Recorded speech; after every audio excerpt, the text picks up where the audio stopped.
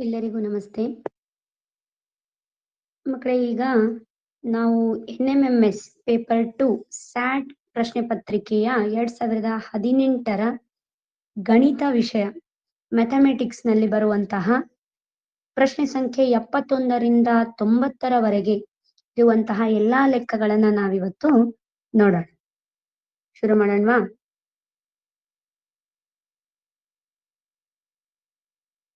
ಮೊದಲನೇದಾಗಿ ನಿಮಗೆ ಮಕ್ಕಳು ಈಗ ಹೇಳ್ಬೇಕು ಅಂದ್ರೆ ಈಗಾಗ್ಲೇ ನಿಮ್ಗೆ ಗೊತ್ತಿದೆ ಪೇಪರ್ 2 ನಲ್ಲಿ ಏನೆಲ್ಲ ಬರ್ತದೆ ಅಂತ ಹೇಳಿದ್ರೆ, ವಿಜ್ಞಾನ ಇರುತ್ತೆ.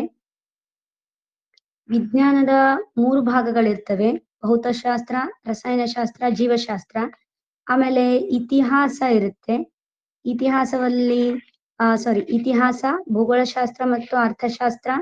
ಅದೇ ರೀತಿ ರಾಜ್ಯಶಾಸ್ತ್ರ, ಸಮಾಜಶಾಸ್ತ್ರ ಮತ್ತು ವಾಣಿಜ್ಯ ಶಾಸ್ತ್ರ ಸೇರಿ ಈ ಪಾಯಿಂಟ್ ಯಾವ್ಯಾವ ಪ್ರಶ್ನೆಯಿಂದ ಯಾವ್ಯಾವ ಪ್ರಶ್ನೆಯವರೆಗೆ ಇರ್ತದೆ ಅನ್ನೋ ಮಾಹಿತಿ ನಿಮಗೆ ಫಸ್ಟ್ ಪೇಜ್ ನಲ್ಲಿ ಸಿಗ್ತದೆ ಕ್ವಶನ್ ಪೇಪರ್ ಅಲ್ಲಿ. ಮತ್ತೆ ಕೊನೆಗೆ ಲಾಸ್ಟ್ಗೆ ಇರೋದು ಗಣಿತ. 71ನೇ ಪ್ರಶ್ನೆ ಸಂಖ್ಯೆಯಿಂದ 90ರ ಪ್ರಶ್ನೆ ಸಂಖ್ಯೆಯವರೆಗೂ ಇರ್ತದೆ. ಹಾಗಾಗಿ 20 ಪ್ರಶ್ನೆಗಳು ಗಣಿತಕ್ಕೆ, ಆಮೇಲೆ 35 ಪ್ರಶ್ನೆಗಳು ವಿಜ್ಞಾನಕ್ಕೆ, 35 ಪ್ರಶ್ನೆಗಳು ಸಮಾಜಕ್ಕೆ ಇರ್ತದೆ. ಟೋಟಲ್ ಆಗಿ 90 ಅಂಕಗಳು. ಅರ್ಥ ಆಯ್ತಾ? NTSCಗೂ ಸಹ 20 ಪ್ರಶ್ನೆಗಳು ಗಣಿತಕ್ಕೆ ಇರ್ತದೆ, ಆದ್ರೆ 40 ವಿಜ್ಞಾನ, 40 ಸಮಾಜ, 20 ನಿಮಗೆ ಗಣಿತದ ಪ್ರಶ್ನೆಗಳು ಸಿಗ್ತವೆ NTSCಯಲ್ಲಿ. ಅರ್ಥ ಆಯ್ತಾ? ಈಗ ಲೆಕ್ಕಗಳನ್ನ ನೋಡೋಣ.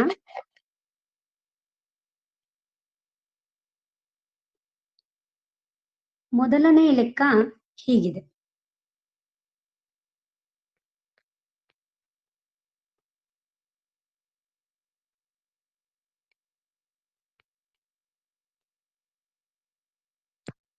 ABC ಮತ್ತು Dಗಳು ಸಹ ಅವಿಭಾಜ್ಯಗಳಾದರೆ ABCD ಮೈನಸ್ DCBA ಯನ್ನು ಭಾಗಿಸುವ ಗರಿಷ್ಠ ಸಂಖ್ಯೆ ಯಾವುದು ಅಂತ ಕೇಳಿದ್ದಾರೆ.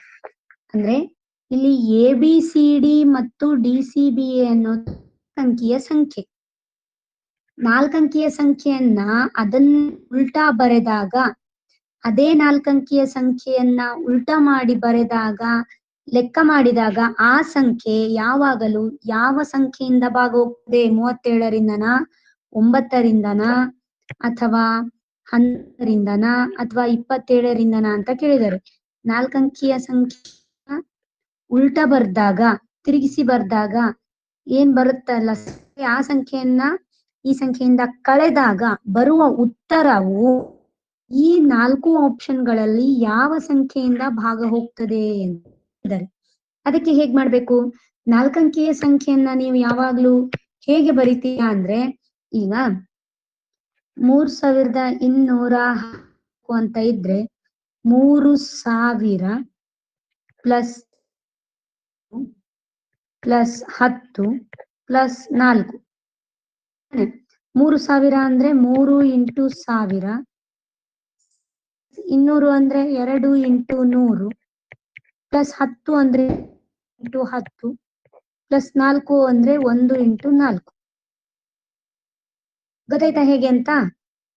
ಈ ರೀತಿ ಬರಿತಾ ಹೋಗ್ತೇವೆ. ಬಿಡಿಸಿ ವಿಸ್ತರಿಸಿ ಬರೆಯೋದು ಅಂತ ಕಲ್ತಿದ್ದೀರಿ ಈಗಾಗ್ಲೇ ನೀವು. ಅದನ್ನೇ ಇಲ್ಲಿ ನಾವು ಅಪ್ಲೈ ಮಾಡ್ತಾ ಇರೋದು.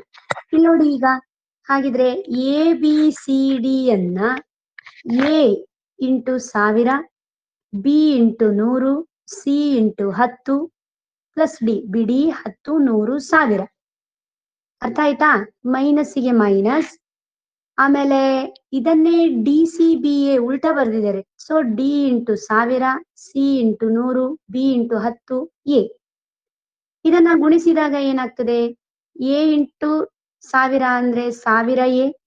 ಇಲ್ಲಿ minus into plus minus, A ಒಂದು ಕಡೆ ಮಾಡ್ತಾ ಇದ್ದೇನೆ ಗುಣಿಸಿ ಬರೆದಾಗ.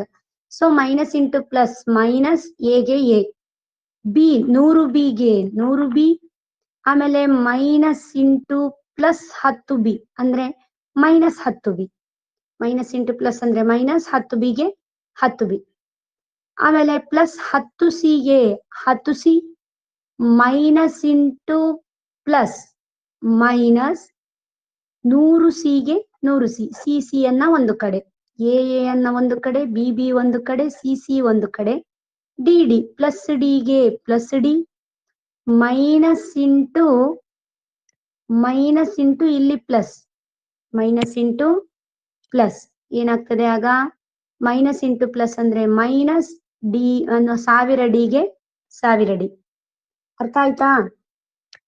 ಹೇಗೆ ಅಂದ್ರೆ ಗುಣಾಕಾರ ಮಾಡಿರೋದಿಲ್ಲ, ಖಾಲಿ ಏನಿಲ್ಲ ಗುಣಾಕಾರ. ಈ 1000 ಎ ಮತ್ತೆ ಈ ಮೈನಸ್ ಅನ್ನ ಬ್ರೆಕೆಟಿನ ಒಳಗೆ ತಗೊಂಡಾಗ ಪ್ರತಿ ಚಿಹ್ನೆಯು ಚೇಂಜ್ ಆಗುತ್ತೆ, ಬ್ರೆಕೆಟ್ ಒಳಗಿರುವ ಚಿಹ್ನೆಗಳೆಲ್ಲ ಚೇಂಜ್ ಆಗುತ್ತೆ. ಆಗ 1000 ಎ ಮತ್ತು ಈ ಎ ಅನ್ನ ಒಟ್ಟಿಗೆ ಇಟ್ಟಿರೋದು, 100 ಬಿ ಮತ್ತು 10 ಬಿ ಒಟ್ಟಿಗೆ ಇರೋದು, 10 ಸಿ 100 ಸಿ ಇಲ್ಲಿ ಒಟ್ಟಿಗೆ ಇರೋದು, ಡಿ ಮತ್ತು 1000 ಡಿ ಒಟ್ಟಿಗೆ ಇರುವುದು. ಅರ್ಥ ಆಯ್ತಾ? ಈಗ 1000 ಎ ನಿಂದ ಎ ಅನ್ನ ಮೈನಸ್ ಮಾಡಿದ್ರೆ, ಒಂದು ಎ ಅನ್ನ ಮೈನಸ್ ಮಾಡಿದ್ರೆ 999 ಎ ಆಯ್ತು.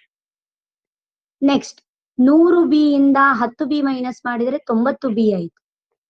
10 ಸಿ ಇಂದ 100 ಸಿ ಮೈನಸ್ ಮಾಡ್ಲಿಕ್ಕೆ ಬರೋದಿಲ್ಲ, ಅದಕ್ಕೆ 100ರಿಂದ 10 ಕಳೆದ್ರೆ 90 ಸಿ, ದೊಡ್ಡ ಸಂಖ್ಯೆ ಹಿಂದಿನ ಚಿಹ್ನೆ ಮೈನಸ್ ಇದೆ, ಅದಕ್ಕೆ 90ರ ಹಿಂದೆ ಮೈನಸ್ ಇರೋದು.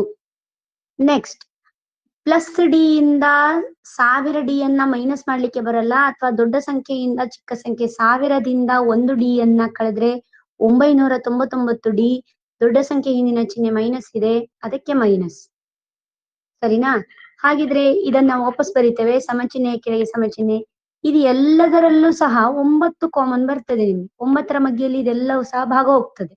ಹಾಗಾಗಿ 9 ಕಾಮನ್ ತೆಗೆದ್ರೆ 111 ಎ, 111 ಎ ಇಂಟು 9 ಅಂದ್ರೆ 999 ಎ. ವಾಪಸ್ ಗುಣಿಸಿದ್ರೆ ಇಷ್ಟು ಸಿಗ್ಬೇಕು. ಅರ್ಥ ಆಯ್ತಾ?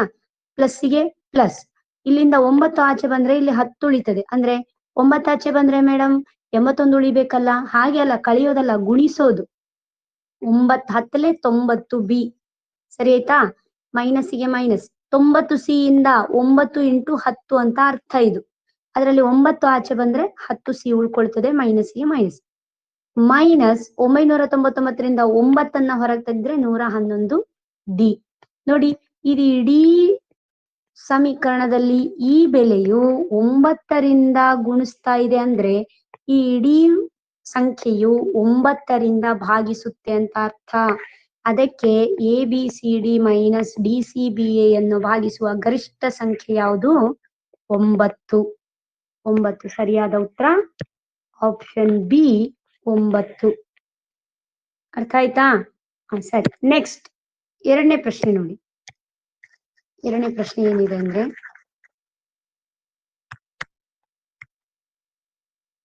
ಹೀಗಿದೆ: 1 3 6 10 15 21 ತ್ರಿಭುಜ ಸಂಖ್ಯೆಗಳಾಗಿವೆ. ಇದರಲ್ಲಿ 15ನೆಯ ತ್ರಿಭುಜ ಸಂಖ್ಯೆ ಯಾವುದು ಅಂತ ಕೇಳಿದರೆ, ಅಂದ್ರೆ 1ನೆಯ ತ್ರಿಭುಜ ಸಂಖ್ಯೆ ಅಂದ್ರೆ 1 ಡಾಟ್. ನೆಕ್ಸ್ಟ್ ನಂಬರ್ 3 ಇದೆ ಅಂತ ಹೇಳಿದ್ರೆ 1 2 3. ನೆಕ್ಸ್ಟ್ 6, 1 2 3 4 5 6, ಇದು ಸಹ ಒಂದು ತ್ರಿಭುಜ ಆಯ್ತು, ಇಲ್ಲಿ ತ್ರಿಭುಜ ಆಯ್ತು. ತ್ರಿಕೋನೀಯ ಸಂಖ್ಯೆಗಳು ಅಂತ ಹೇಳ್ತೇವೆ ನಾವು ಇದನ್ನು. ನೆಕ್ಸ್ಟ್ ಮತ್ತೆ ಒಂದೊಂದು ಇನ್ಕ್ರೀಸ್ ಮಾಡ್ತಾ ಹೋಗಿ ನೀವು, ಆಗ ಏನಾಗ್ತದೆ, ನೆಕ್ಸ್ಟ್ ಏನಾಗ್ತದೆ, ಈಗ ನೆಕ್ಸ್ಟ್ ಚುಕ್ಕೆಗಳನ್ನ ಹೇಗೆ ಇಡೋದು ಗೊತ್ತಾ? ನೆಕ್ಸ್ಟ್ 1, ಆಮೇಲೆ 3 ಆಯ್ತು, ಆಮೇಲೆ ಒಂದು ಎಕ್ಸ್ಟ್ರಾ ಮಾಡಿ 6 ಆಯ್ತು, ಮತ್ತೆ ಒಂದು ಲೈನ್ ಎಕ್ಸ್ಟ್ರಾ. ಈಗ ನೋಡಿ, ಇದು ಸಹ ಒಂದು ತ್ರಿಭುಜ ಸಂಖ್ಯೆ ಸಿಕ್ತು. ಸೊ 6 4 10 ಆಯ್ತು, ಇದು 10 ಆಯ್ತು. ಸರಿನಾ? ಇನ್ನು 15. ಈ ರೀತಿ ಹಾಗೆ ಒಂದೊಂದೊಂದೊಂದು ಎಕ್ಸ್ಟ್ರಾ ಮಾಡ್ತಾ ಹೋಗೋದು. ಆಗ ತ್ರಿಭುಜ ಸಂಖ್ಯೆ 1 3 ಅದೇ ನೆಕ್ಸ್ಟ್ ಸಂಖ್ಯೆ ನೆಕ್ಸ್ಟ್ ಸಂಖ್ಯೆ ನೆಕ್ಸ್ಟ್ ಸಂಖ್ಯೆ, ಅದೇ ರೀತಿ ಇದು 1ನೇ ಸಂಖ್ಯೆ 2ನೇ ಸಂಖ್ಯೆ 6ನೇ ಸಂಖ್ಯೆ ಆದ್ರೆ 15ನೇ ಸಂಖ್ಯೆ ನಿಮಗೆ 10ನೇ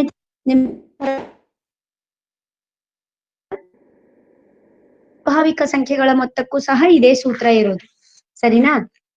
ಅದಕ್ಕೆ ಏನ್ ಸೂತ್ರ? n into n plus 1 divided by 2 ಅಂತ. 15ನೇ ತ್ರಿಭುಜ ಸಂಖ್ಯೆಯಲ್ಲಿ 15 ಹಾಕೋದು.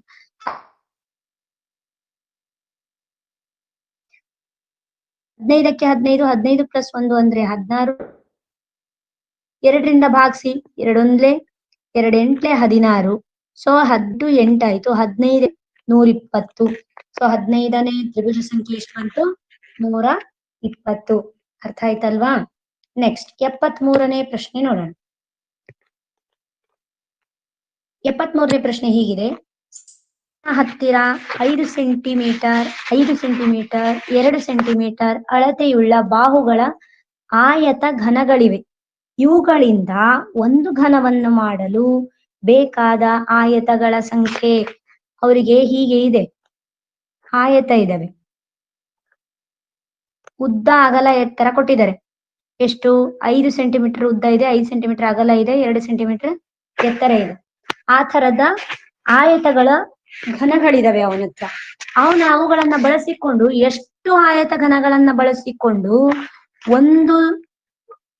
ಒಂದು ಘನ ಮಾಡಲು, ಘನ ಅಂದ್ರೆ ಚೌಕ ಘನ, ಘನ ಅಂದ್ರೆ ಚೌಕ ಘನ, ಆಯತ ಘನ ಇರೋದನ್ನ ಚೌಕ ಘನವನ್ನಾಗಿ ಮಾಡ್ಬೇಕಾಗಿತ್ತು ಅಂದ್ರೆ ಎಲ್ಲಾ ಬಾಹುಗಳು ಸಮ ಇರ್ಬೇಕು ಅಂತ. ಚೌಕ ಘನ ಮಾಡ್ಬೇಕಾದ್ರೆ ಎಷ್ಟು ಆಯತ ಸಂಖ್ಯೆಗಳು ಬೇಕಾಗ್ತವೆ ಅಂತ ಹೇಳಿದ್ದಾರೆ.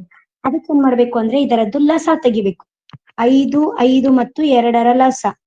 ಈಗ ಮೊದಲು ಅವಿಭಾಜ್ಯ ಸಂಖ್ಯೆಗಳಿಂದ ಭಾಗಿಸ್ತಾ ಹೋಗ್ಬೇಕು. ಅದೇ 2 3 ಅವಿಭಾಜ್ಯ ಸಂಖ್ಯೆಗಳು ಗೊತ್ತಿದೆಯಲ್ಲ. 5 7 11 9 ಬರಲ್ಲ. 9 ಏಕೆ ಬರೋದಿಲ್ಲ ಅಂದ್ರೆ ಅದು 3ರ ಮಗ್ಗೆಯಲ್ಲಿ ಇದೆ. ಯಾವ ಮಗ್ಗೆಯಲ್ಲೂ ಇರಬಾರ್ದು ಆ ಸಂಖ್ಯೆಗಳು, ಅವುಗಳನ್ನ ಅವಿಭಾಜ್ಯ ಸಂಖ್ಯೆಗಳು ಅಂತ ಹೇಳ್ತೇವೆ. ಈಗ ಅವಿಭಾಜ್ಯ ಅಪವರ್ತನಗಳನ್ನ ಕಂಡುಹಿಡಿಬೇಕು. 2ರಿಂದ ಭಾಗಿಸ್ತಾ ಹೋಗಿ. 2ರಿಂದ 5 ಭಾಗ ಹೋಗಲ್ಲ, ಹಾಗೆ ಇಡಿ. 5 ಭಾಗ ಹೋಗಲ್ಲ, ಹಾಗೆ ಇಡಿ. 2 ಒಂದ್ಲೆ 2. ನೆಕ್ಸ್ಟ್ 5ರಿಂದ ಭಾಗ ಹೋಗ್ತದೆ. 5 ಒಂದಲೆ 5 ಒಂದಲೆ 5 ಒಂದಲೆ. ಸೊ ಲಸ ಏನಾಯ್ತು? LCM is equal to 2 into 5 is equal to 10. ಇವೆರಡನ್ನ ಗುಣಿಸೋದು. 5 centimetre 5 centimetre 2 centimetre ಈ ಬಾಹುಗಳ ಆಯತ ಘನಗಳಿಂದ ಒಂದು ಮಾಡಲು ಬೇಕಾಗುವ ಆಯತಗಳ ಸಂಖ್ಯೆ ಎಷ್ಟು? 10. ಅರ್ಥ ಆಯ್ತಾ? ನೆಕ್ಸ್ಟ್ ಮುಂದಿನ ಪ್ರಶ್ನೆ 74ನೇ ಪ್ರಶ್ನೆ ಹೀಗಿದೆ: 7/3 7/3ರ ಗುಣಾಕಾರದ ವಿಲೋಮ ಮತ್ತು -5/9ರ ಸಂಕಲನದ ವಿಲೋಮಗಳ ಮೊತ್ತ.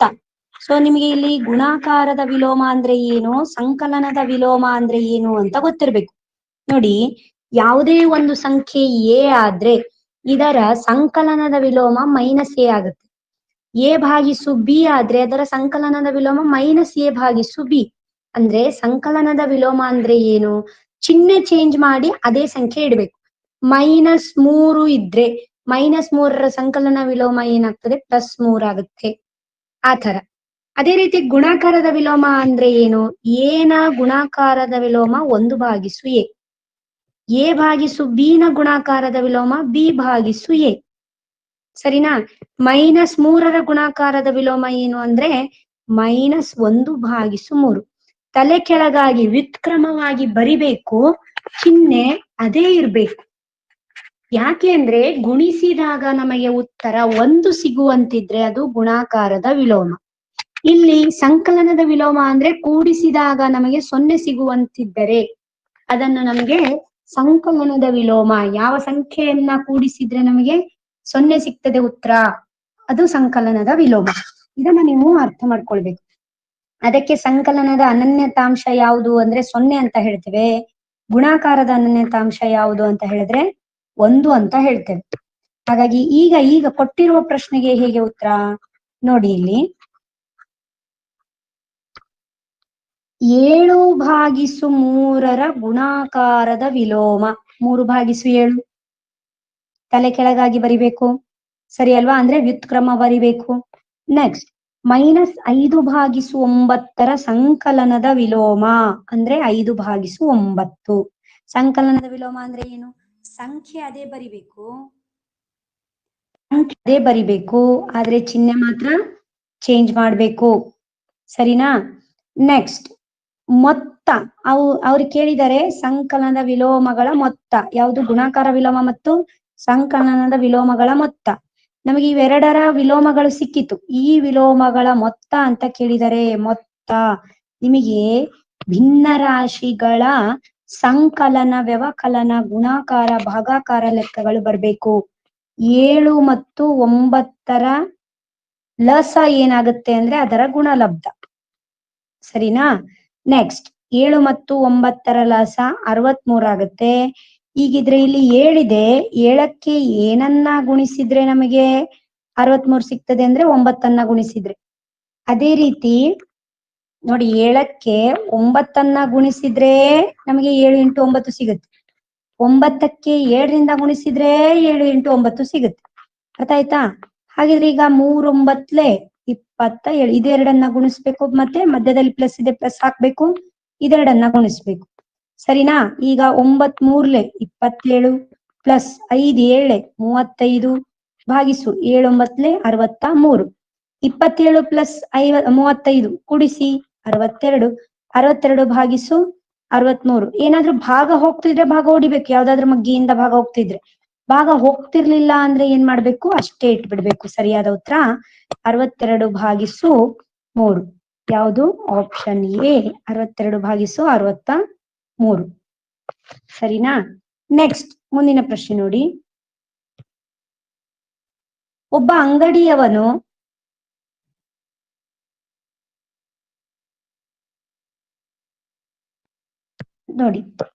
ಅಂಗಡಿಯವನು ಒಂದು ವಸ್ತುವನ್ನು 20% ಲಾಭಕ್ಕೆ ಮಾರುತ್ತಾನೆ.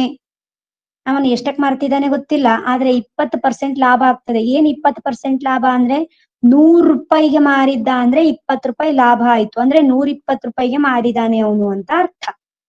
ಅರ್ಥ ಆಯ್ತಾ? ಅದೇ ವಸ್ತುವನ್ನು 36 ರೂಪಾಯಿ ಹೆಚ್ಚಿಸಿ ಮಾರಿದ್ದರೆ, 36 ರೂಪಾಯಿ ಹೆಚ್ಚಿಗೆ ಮಾರಿದ್ರೆ ಲಾಭವು 24% ಆಗುತ್ತಿತ್ತು. ಅಂದ್ರೆ 100 ರೂಪಾಯಿ ಮಾರ್ತಿದ್ರೆ, 100 ರೂಪಾಯಿ ಬೆಲೆ ಇದ್ರೆ ಅದಕ್ಕೆ 24 ರೂಪಾಯಿ ಲಾಭ ಸಿಕ್ತಿತ್ತಂತೆ ಅವನಿಗೆ, 36 ರೂಪಾಯಿ ಹೆಚ್ಚಿಗೆ ಮಾರಿದ್ರೆ. ಹಾಗಾದ್ರೆ ಆ ವಸ್ತುವಿನ ಕೊಂಡ ಬೆಲೆ ಎಷ್ಟು? ಅವನು ಎಷ್ಟಕ್ಕೆ ಕೊಂಡಿದ್ದ ಅಂತ ಕೇಳ್ತಿದ್ದಾರೆ. ಇಲ್ಲಿ ಅಸಲು ಬೆಲೆ ಅಥವಾ ಕೊಂಡ ಬೆಲೆ ಎಕ್ಸ್ ಆಗಿರ್ಲಿ ಅಂತ ತಗೊಳ್ಳೋಣ. ಸೊ ಶೇಕಡ ಲಾಭ ಎಷ್ಟಿದೆ? 20% ಇದೆ. 20% ಲಾಭ ಆದಾಗ ಕೊಂಡ ಬೆಲೆ ಎಕ್ಸ್ ಇದ್ದಾಗ ಮಾರಿದ ಬೆಲೆ ಎಷ್ಟು ಅಂತ ಕಂಡುಹಿಡಿಬೇಕು. ಆದ್ರೆ ಕೊಂಡ ಬೆಲೆ 100 ಇದ್ದಾಗ ನಮಗೆ ಮಾರಿದ ಬೆಲೆ ಎಷ್ಟಕ್ಕೆ ಮಾರಿದ್ದೇವೆ ಅಂತ ಅರ್ಥ? 120ಕ್ಕೆ ಮಾರಿದ್ದೇವೆ. ಅದಕ್ಕೆ ಅಲ್ವಾ 20% ಲಾಭ ಆಗೋದು ನಮ್ಗೆ, ಅಲ್ವಾ? ಹಾಗಿದ್ರೆ ಮಾರಿದ ಬೆಲೆ ಸಮ ಒರೆ ಗುಣಾಕಾರ 120x 120 × x 120x ಭಾಗಿಸು 100. ಆಗ ನಮಗೆ ಮಾರಿದ ಬೆಲೆ ಎಷ್ಟು ಅಂತ ಸಿಗ್ತದೆ. ಸರಿನಾ? ಸಮೀಕರಣ 1 ಇದು. ಅದೇ ರೀತಿ 24% ಲಾಭ ಆದಾಗ ಏನಾಗ್ತದೆ? ಕೊಂಡ ಬೆಲೆ ಮತ್ತು ಮಾರಿದ ಬೆಲೆ ತಗೊಂಡ, ಕೊಂಡ ಬೆಲೆ ಎಕ್ಸ್ ಇದ್ದಾಗ ಮಾರಿದ ಬೆಲೆ ಎಷ್ಟು ನಮ್ಗೂ ಗೊತ್ತಿಲ್ಲ. ಆದ್ರೆ ಕೊಂಡ ಬೆಲೆ 100 ಇದ್ದಾಗ ಮಾರಿದ ಬೆಲೆ 124 ಆಗುತ್ತೆ. ಯಾಕೆ? 24 ರೂಪಾಯಿ ಲಾಭ ಆಗ್ಬೇಕಲ್ಲ 100 ರೂಪಾಯಿ ಇದ್ದಾಗ, ಅಲ್ವಾ? ಹಾಗೆ ಸೊ ಮಾರಿದ ಬೆಲೆ ಇಸ್ ಈಕ್ವಲ್ ಟು ಒರೆ ಗುಣಾಕಾರ, ಇಷ್ಟಕ್ಕಿಷ್ಟಾದ್ರೆ ಇಷ್ಟಕ್ಕೆಷ್ಟು ಅಂತ. So 124 × x divided by 100. ಸಮೀಕರಣ 2. ಸಮೀಕರಣ 2ರಿಂದ 1ಅನ್ನ ಮೈನಸ್ ಮಾಡೋಣ. ಯಾಕೆಂದ್ರೆ ಇಷ್ಟು ಲಾಭ ಆದಾಗ ಇದು ಯಾವಾಗ ಲಾಭ ಆಗ್ತಿತ್ತು? 24%. ಇದಕ್ಕೆ 36 ರೂಪಾಯಿ ಹೆಚ್ಚಿಗೆ ಮಾಡಿದಾಗ, ಇದಕ್ಕೆ 36 ರೂಪಾಯಿ ಹೆಚ್ಚಿಗೆ ಮಾಡಿದಾಗ ಅಂದ್ರೆ ಟೋಟಲ್ ಇದರಿಂದ ಇದನ್ನ ಕಳೆದಾಗ ಈ ಮಾರಿದ ಬೆಲೆಯಲ್ಲಿ ಈ ಮಾರಿದ ಬೆಲೆ ಕಳೆದಾಗ 36 ರೂಪಾಯಿ ಸಿಗುತ್ತಾ ನಮ್ಗೆ? ಅದನ್ನೇ ಬರ್ದಿರೋದು ಸಮೀಕರಣ. ಸೊ ಟೋಟಲ್ ಈ ಮಾರಿದ ಬೆಲೆಯಲ್ಲಿ ನೆಕ್ಸ್ಟ್ ಮೊದಲು ಮಾರಿದ ಬೆಲೆಯನ್ನ ಮೈನಸ್ ಮಾಡಿದ್ರೆ 36 ರೂಪಾಯಿ ಸಿಗುತ್ತೆ. ಸೊ 100 ಮತ್ತು 100ರ ಲಸ 100, 124x ಮೈನಸ್ 120x ಸಮ 36ಕ್ಕೆ 36. 124ರಲ್ಲಿ x ನಲ್ಲಿ 120x ಅನ್ನ ಮೈನಸ್ ಮಾಡಿದ್ರೆ 4x ಉಳಿತದೆ, ಭಾಗಿಸು 100 ಇಸ್ ಈಕ್ವಲ್ ಟು 36. ಸೊ 4xಗೆ 4x ಹಾಗೆ ಇಡಿ ಇಸ್ ಈಕ್ವಲ್ ಟು 36.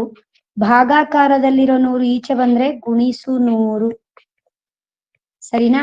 ಈಗ 4x ಗುಣಾಕಾರ ಇದೆ, ಇದನ್ನ ಈಚೆ ತಂದ್ರೆ ಭಾಗಾಕಾರ ಆಗ್ತದೆ, ಅದನ್ನೇ ಇಲ್ಲಿ ಬರ್ದಿರೋದು ನೋಡಿ. x is equal to 36 into 100 ಭಾಗಿಸು 4, 4 ಒಂದ್ಲೆ 4 9 36, 9 ಇಂಟು 100 ಅಂದ್ರೆ 900 ರೂಪಾಯಿ. 900 ರೂಪಾಯಿ. ನಮಗೆ ಎಕ್ಸ್ ಬೇಕು, ಎಷ್ಟು ಮಾರಿದ ಬೆಲೆ ಅಂತ ಬೇಕು. ಸೊ ಎಕ್ಸ್ ಮಾರಿದ ಬೆಲೆ ಎಷ್ಟು ಬಂತು?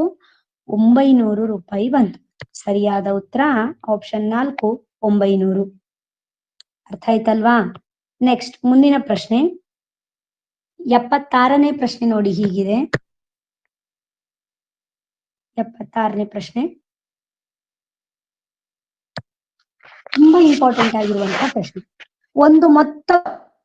ಒಂದು ಮೊತ್ತವು 12 ವರ್ಷದಲ್ಲಿ ತ್ರಿಗುಣಗೊಂಡರೆ ಸರಳ ಬಡ್ಡಿಯ ದರ ಎಷ್ಟು ಅಂತ ಕೇಳಿದ್ದಾರೆ. ಟೈಮ್ ಕಾಲ ಕೊಟ್ಟಿದ್ದಾರೆ 12 ವರ್ಷ ಅಂತ, ಅವರು ಬಡ್ಡಿಯ ದರ ರೇಟ್ ಕೇಳ್ತಿದ್ದಾರೆ ಎಷ್ಟು ಅಂತ. ಒಂದು ಹಿಂಟ್ ಕೊಟ್ಟಿದ್ದಾರೆ, ತ್ರಿಗುಣ ಅಂದ್ರೆ 3 ಪಟ್ಟು ಹೆಚ್ಚಾಗ್ತದೆ. 3 ಪಟ್ಟು ಹೆಚ್ಚಾಗ್ತದೆ ಅಂದ್ರೆ ಒಂದು ಸೂತ್ರ ನೆನ್ಪಿಟ್ಕೊಳ್ಳಿ, ನಿಮಗೆ ಬಡ್ಡಿ ದರ ಬೇಕು ಅಂದ್ರೆ ಎಷ್ಟು ಪಟ್ಟು ಅಂತ ಹೇಳಿರ್ತಾರಲ್ಲ, ಅಷ್ಟು ಪಟ್ಟಿನಲ್ಲಿ ಒಂದನ್ನ ಮೈನಸ್ ಮಾಡಿ 100ಕ್ಕೆ ಗುಣಿಸಿ ಎಷ್ಟು ಟೈಮ್ ಕೊಟ್ಟಿದಾರೋ ಆ ಟೈಮ್ ನಿಂದ ಭಾಗಿಸ್ಬೇಕು. ಒಂದು ಇದೇ ನಿಮಗೆ ಟೈಮ್ ಕೇಳ್ತಾರೆ, ಬಡ್ಡಿ ದರ ಕೊಟ್ಟಿರ್ತಾರೆ, ಆಗನು ಸೇಮ್ ಸೂತ್ರ. ಏನು? n-1 ಎಷ್ಟು ಪಟ್ಟು ಅಂತ ಕೊಡ್ತಾರೋ, 2 ವರ್ಷದಲ್ಲಿ ಅಂತ ಕೇಳಿದಾಗ 2 - 1, 3 ವರ್ಷದಲ್ಲಿ ಅಂದ್ರೆ 3 ಪಟ್ಟು ಅಂತ ಅಂದಾಗ 3 - 1, 4 ಪಟ್ಟು ಅಂತ ಕೇಳಿದಾಗ 4 - 1, ಮೈನಸ್ ಮಾಡ್ಬೇಕು ಒಂದನ್ನ, ಇಂಟು 100 ಮಾಡ್ಬೇಕು, ಭಾಗಿಸು ಯಾವ ಬಡ್ಡಿ ದರ ಅಂತ ಕೊಟ್ಟಿದ್ದಾರೆ ಕ್ವಶನ್ ಅಲ್ಲಿ, ಆ ಬಡ್ಡಿ ದರದಿಂದ ಭಾಗಿಸ್ಬೇಕು. ಈ ಎರಡರಲ್ಲೇ ಒಂದನ್ನ ಕೇಳ್ತಾರೆ ನಿಮ್ಗೆ. ಸೊ ಸರಿಯಾಗಿ ನೆನ್ಪಿಟ್ಕೊಳ್ಳಿ, ಆರ್ ಕೊಟ್ರೆ ಟಿ ಕೊಟ್ಟು ಆರ್ ಕೇಳಿದ್ರೆ ಈ ಸೂತ್ರ, ಆರ್ ಕೊಟ್ಟು ಟಿ ಕೇಳಿದ್ರೆ ಈ ಸೂತ್ರ. ಅರ್ಥ ಆಯ್ತಾ? ಏನಿಲ್ಲ, ಆರ್ ಅನ್ನ ಕೆಳಗೆ ತಗೊಳ್ಬೇಕು, ಟಿ ಅನ್ನ ಮೇಲೆ, ಟಿ ಅನ್ನ ಕೆಳಗೆ, ಆರ್ ಅನ್ನ ಮೇಲೆ. ಆದ್ರೆ ಮೇಲಿದ್ದು ಮಾತ್ರ ಸೂತ್ರ ಸೇಮ್. ಹಾಗಿದ್ರೆ ಇಲ್ಲಿ ನೋಡಿ ಸೂತ್ರ ಬರ್ದಿದ್ದೇನೆ ಇಲ್ಲಿ, ಆರ್ ಬೇಕಾಗಿದೆ ನಮ್ಗೆ. R is equal to n-1 into 100 divided by T ಅಂತ. ನಮಗೆ ತ್ರಿಗುಣ ಅಂತ ಕೊಟ್ಟಿದ್ದಾರೆ, ಅದಕ್ಕೆ 3, n ಬೆಲೆ 3 ಇಲ್ಲಿ ಬರಿಬೇಕು. ಬೇಕಿದ್ರೆ n ಇಸ್ ಈಕ್ವಲ್ ಟು 3 ಅಂತ ಬರ್ಕೊಳ್ಬಹುದು. ಬರ್ದು ಆಮೇಲೆ ಸೂತ್ರ ಬರ್ದು ಸೂತ್ರದಲ್ಲಿ ಬೆಲೆ ತುಂಬಿ n ಇದ್ದ ಜಾಗದಲ್ಲಿ 3, ಟಿ ಅಂದ್ರೆ 12 ತುಂಬೋದು. So R is equal to 3 - 1 ಅಂದ್ರೆ 2, 2 ಇಂಟು 100 ಭಾಗಿಸು 12, 2 ಒಂದ್ಲೆ 2, 2 ಆರ್ಲೆ 12, 2 ಮೂರ್ಲೆ 6, 2 5ಲೆ 10, 0, 50 ಭಾಗಿಸು 3 ಬಂತು. ನಮಗೆ 50 ಭಾಗಿಸು 3 ಆಪ್ಷನ್ ಅಲ್ಲಿ ಎಲ್ಲೂ ಇಲ್ಲ ಅಲ್ವಾ? 50 ಭಾಗಿಸು 3 ಇದ್ರೆ 50 ಭಾಗಿಸು 3ಅನ್ನೇ ಹಾಕೋದಿತ್ತು. ಇದೇನ್ ಕೊಟ್ಟಿದ್ದಾರೆ ಈಗ? ಭಿನ್ನರಾಶಿಲಿ, ಮಿಶ್ರ ಭಿನ್ನರಾಶಿಲಿ ಎಲ್ಲ ಕೊಟ್ಟಿದ್ದಾರೆ. ಸೊ 50ನ್ನ 3ರಿಂದ ಭಾಗಿಸಿ, 50ನ್ನ ನೀವು ಹೀಗೆ 3ರಿಂದ ಭಾಗಿಸಿ, 3 ಒಂದಲೆ 3, ಎಷ್ಟು ಉಳಿತು? 2 ಉಳಿತು. 0 ಇಳಿಸ್ಕೊಳ್ತೀರಾ, 3 ಆರ್ಲೆ 18, 2 ಉಳಿತು. ಸರಿನಾ? 2 ಉಳಿತು. ಅದಕ್ಕೆ ಏನು? 16 ಪೂರ್ಣ ಸಂಖ್ಯೆ ಬಂತು, 3ರಿಂದ ಭಾಗಿಸಿದೀರಾ, ಶೇಷ 2 ಉಳಿತು. ಹೀಗೆ ಬರೀತೀರಾ ತಾನೆ ಮಿಶ್ರ ಭಿನ್ನ ರಾಶಿಯಲ್ಲಿ? ಅದೇ ಇಲ್ಲಿರೋದು ನೋಡಿ, ಅದನ್ನೇ ಬರ್ದಿರೋದು. 16 ಪೂರ್ಣ ಸಂಖ್ಯೆ 2/3%. ಅದು ಆಪ್ಷನ್ ಬಿ ಸರಿಯಾದ ಉತ್ತರ. ಅರ್ಥ ಆಯ್ತಾ? ನೆಕ್ಸ್ಟ್ ಪ್ರಶ್ನೆ, ನೆಕ್ಸ್ಟ್ 77ನೇ ಪ್ರಶ್ನೆ ನೋಡಿ ಹೀಗಿದೆ. ಒಂದು ತ್ರಿಭುಜ ಎಬಿಸಿಯ ಸುತ್ತಳತೆ 5x² - x - 4 ಆಗಿದೆ. AB is equal to AC ಮತ್ತು ಪಾದ BC ಇಸ್ ಈಕ್ವಲ್ ಟು ಇಷ್ಟು ಆದರೆ AB ಬಾಹುವಿನ ಉದ್ದ ಕಂಡುಹಿಡಿಯಿರಿ. ನೋಡಿ, ಅದಕ್ಕೆ ಸಂಬಂಧಪಟ್ಟಾಗಿ ಒಂದು ತ್ರಿಭುಜ ಆಗ್ತಾನೆ. ತ್ರಿಭುಜ ABC ಇದೆ, ಅದರಲ್ಲಿ AB ಬಾಹು AC ಬಾಹು ಸಮ ಅಂತ ಕೊಟ್ಟಿದ್ದಾರೆ, ಅದಕ್ಕೆ 2 ಗೆರೆ ಎಳೆದಿದ್ದೇನೆ. ಆಮೇಲೆ BC ಪಾದ ಕೊಟ್ಟಿದ್ದಾರೆ, BC ಪಾದ ಎಷ್ಟು ಕೊಟ್ಟಿದ್ದಾರೆ? 3x² - 3x - 2 ಅಂತ ಕೊಟ್ಟಿದ್ದಾರೆ ಅಲ್ವಾ? So AB is equal to AC ಅಂತ ಕೊಟ್ಟಿದ್ದಾರೆ. ಅವ್ರು ಏನೇನ್ ಕೊಟ್ಟಿದ್ದಾರೆ ಅದನ್ನ ಬರ್ಕೊಳ್ತಿದ್ದೇವೆ. BC ಇಸ್ ಈಕ್ವಲ್ ಟು ಇಷ್ಟು ಅಂತ ಕೊಟ್ಟಿದ್ದಾರೆ, ಸುತ್ತಳತೆ ಇಸ್ ಈಕ್ವಲ್ ಟು ಇಷ್ಟು ಕೊಟ್ಟಿದ್ದಾರೆ, ಅವರೇ ಇಲ್ಲಿ ಕೊಟ್ಟಿದ್ದಾರೆ ಸುತ್ತಳತೆ 5x² ಇದು ಅಂತ. ಸೊ ನಮಗೆ ಸುತ್ತಳತೆಗೆ ಸೂತ್ರ ಏನಿದೆ ಹೇಳಿ? ಸುತ್ತಳತೆ ಅಂದ್ರೆ, ತ್ರಿಭುಜದ ಸುತ್ತಳತೆ ಅಂದ್ರೆ ಎ ದಿಂದ ಬಿಗೆ, ಬಿ ದಿಂದ ಸಿಗೆ, ಎ ದಿಂದ ಸಿಗೆ ಕೂಡಿಸ್ಬೇಕು. A B plus B C plus A C ಕೂಡಿಸಿದ್ರೆ ಏನಾಗ್ತದೆ? ಎ ಬಿಗೆ ಎ ಬಿ, ಪ್ಲಸ್ ಗೆ ಪ್ಲಸ್. ಬಿ ಸಿ ಅಂದ್ರೆ ಏನು? ಬಿ ಸಿ ಅಂದ್ರೆ ನಮಗೆ ಗೊತ್ತಿದೆ, ಪಾದವನ್ನ 3x² - 3x - 2 plus A C ಅಂದ್ರೆ ಎ ಬಿ ಅಂತ ಬರ್ಕೊಂಡಿದ್ದೇನೆ. ಯಾಕೆ? ನಮಗೆ ಎ ಸಿ ಅಂದ್ರೆ ಎ ಬಿ ಅಂತ ಗೊತ್ತಿದೆ, ಎರಡು ಸಮ, ಅದಕ್ಕೆ ಎ ಸಿ ಅಂದ್ರೆ ಎ ಬಿ ಅಂತ ಬರ್ಕೊಂಡೆ. ಸಮ ಉಳಿದದ್ದು ನಮ್ಗೆ ಸುತ್ತಳತೆಯ ಉತ್ತರ ಎಷ್ಟಿದೆ ಅದನ್ನ ಬರೆಯೋದು. ಸೊ ಈಗ A B plus A B, ಇಲ್ಲೂ ಎ ಬಿ ಇದೆ, ಇಲ್ಲೂ ಎ ಬಿ ಇದೆ, total 2 A B plus A B ಅಂದ್ರೆ 2 A B is equal to, ಈ ಕಡೆ 5x - x - 4 ಹಾಗೆ ಬರ್ದಿದ್ದೇನೆ. ನೆಕ್ಸ್ಟ್ ಈ ಪ್ಲಸ್ 3x ಸಮ ಚಿಹ್ನೆಯಿಂದ ಆಚೆಗೆ ಹೋದ್ರೆ -3x² ಆಯ್ತು, -3x ಆಚೆ ಹೋದ್ರೆ +3x ಆಯ್ತು, -2 ಆಚೆ ಹೋದ್ರೆ +2 ಆಯ್ತು. ನೋಡಿ, +3x² ಆಚೆ ಕಳಿಸೋಣ, -x², ಇದನ್ನೆಲ್ಲವನ್ನು ಸಹ ಆಚೆ ಕಳಿಸಿದಾಗ ಎಲ್ಲ ಚಿಹ್ನೆ ಬದಲಾಗ್ತದೆ. ಪ್ಲಸ್ ಇರೋದು ಮೈನಸ್, ಮೈನಸ್ ಇರೋದು ಪ್ಲಸ್, ಮೈನಸ್ ಇರೋದು ಪ್ಲಸ್, ಅದೇ ಆಗಿದೆ ನೋಡಿ ಇಲ್ಲಿ, ಕಾಣ್ತದಾ? ನೆಕ್ಸ್ಟ್ ಈಗ ಸಜಾತಿ ಪದಗಳನ್ನ ಮಾತ್ರ ಕೂಡಿಸ್ಲಿಕ್ಕೆ ಕಳಿಲಿಕ್ಕೆ ಬರುತ್ತೆ. ವಿಜಾತಿ ಪದಗಳನ್ನ ಕೂಡಿಸಲು ಸಾಧ್ಯವಿಲ್ಲ, ಕಳೆಯಲು ಸಾಧ್ಯವಿಲ್ಲ. ಅದಕ್ಕೆ ನೋಡಿ ಇಲ್ಲಿ ಘಾತ ಮತ್ತು ಚರಾಕ್ಷರ ಸೇಮ್ ಇರ್ಬೇಕು. x² ಇರೋದು ಇಲ್ಲಿದೆ, ಇವೆರಡು. 5x² ನಲ್ಲಿ 3x² ಅನ್ನ ಮೈನಸ್ ಮಾಡ್ಬೇಕು. 5x² - 3x², ಸರಿನಾ? ಮೈನಸ್ ಮಾಡಿದಾಗ ಏನಾಗ್ತದೆ? ಇದು ಪ್ಲಸ್ ಇದೆ, ಇಲ್ಲಿ ಮೈನಸ್ ಇದೆ, ಕಳಿಬೇಕು. 2x² ಉಳಿತು, ದೊಡ್ಡ ಸಂಖ್ಯೆ ಹಿಂದಿನ ಚಿಹ್ನೆ ಪ್ಲಸ್, ಹಾಗಾಗಿ +x² ಬರ್ದ್ವಿ. Next -x plus 3x, plus 3x minus x ಏನಾಗ್ತದೆ? ಆಗ 3x ನಲ್ಲಿ 1x ಅನ್ನ ಕಳೆದ್ರೆ 2x ಉಳಿತದೆ, ದೊಡ್ಡ ಸಂಖ್ಯೆ ಹಿಂದಿನ ಚಿಹ್ನೆ ಪ್ಲಸ್ ಇದೆ, ಅದಕ್ಕೆ ಪ್ಲಸ್, ಹಾಗಾಗಿ +2x ಇಲ್ಲಿ, +2x. Next -4 plus 2, -4 plus 2. ನೋಡಿ, ಒಂದು ಮೈನಸ್ ಇದೆ, ಒಂದು ಪ್ಲಸ್ ಇದೆ ಅಂದ್ರೆ ಕಳಿಬೇಕು. 4 ರಿಂದ 2 ಕಳೆದ್ರೆ 7, ದೊಡ್ಡ ಸಂಖ್ಯೆಯ ಹಿಂದಿನ ಚಿಹ್ನೆ ಮೈನಸ್, ಅಂದ್ರೆ ಮೈನಸ್ ಎಂಬುವರು 4 ಜನ ಇದ್ದಾರೆ, ಪ್ಲಸ್ ಎಂಬುವರು 2 ಇದ್ದಾರೆ. ಜೊತೆ ಮಾಡಿ ಕ್ಯಾನ್ಸಲ್ ಮಾಡಿ ಯಾರು ಉಳಿದ್ರು? ಎಷ್ಟು ಜನ ಉಳಿದ್ರು? ಮೈನಸ್ ಅನ್ನೋರು 2 ಉಳಿದ್ರು. ಅರ್ಥ ಆಯ್ತಾ? ಹೀಗೆ, ಹಾಗಾದ್ರೆ -2 ಆಯ್ತು, ಸರಿನಾ? ಈಗ ನೋಡಿ ಏನಾಗ್ತದೆ. So A B, 2 A B is equal to ಎಷ್ಟು ಬಂತು ಉತ್ತರ ನಮ್ಗೆ? 2 A B is equal to ಎಷ್ಟು ಬಂತು? 2x² ಪ್ಲಸ್ 2x - 2 ಬಂತು. ಸೊ ಎ ಬಿ ಬೆಲೆ ಏನಾಗುತ್ತೆ? A B is equal to ಇಲ್ಲಿರೋ 2 ಏನಾಗುತ್ತೆ? ಭಾಗಾಕಾರದಲ್ಲಿ ಬರುತ್ತೆ, ಹಾಗಿದ್ರೆ ಡಿವೈಡೆಡ್ ಬೈ 2 ಬಂತು. ಸೊ 2ಅನ್ನ ಪ್ರತಿಯೊಂದಕ್ಕೂ ಭಾಗಿಸೋಣ. ಈಗ ಸಪ್ರೇಟ್ ಮಾಡಿ, 2x² ಭಾಗಿಸು 2 - 2 ಭಾಗಿಸು 2, 2ಅನ್ನೆಲ್ಲ ಕ್ಯಾನ್ಸಲ್ ಮಾಡಿದ್ರೆ ಸ್ಕ್ವೇರ್ ಪ್ಲಸ್ x ಮೈನಸ್ 1, ಸರಿನಾ? ಹಾಗಿದ್ರೆ ಸರಿಯಾದ ಉತ್ತರ ಏನಾಯ್ತು? Option A, x² plus x minus 1. ಅರ್ಥ ಆಯ್ತಲ್ವಾ? ಈ ರೀತಿ ಬಿಡಿಸ್ಬೇಕು. ನೆಕ್ಸ್ಟ್ ಪ್ರಶ್ನೆ ನೋಡೋಣ. ನೆಕ್ಸ್ಟ್ ಪ್ರಶ್ನೆ ಏನಿದೆ ಅಂದ್ರೆ 78ನೇ ಪ್ರಶ್ನೆ ಹೀಗಿದೆ ನೋಡಿ.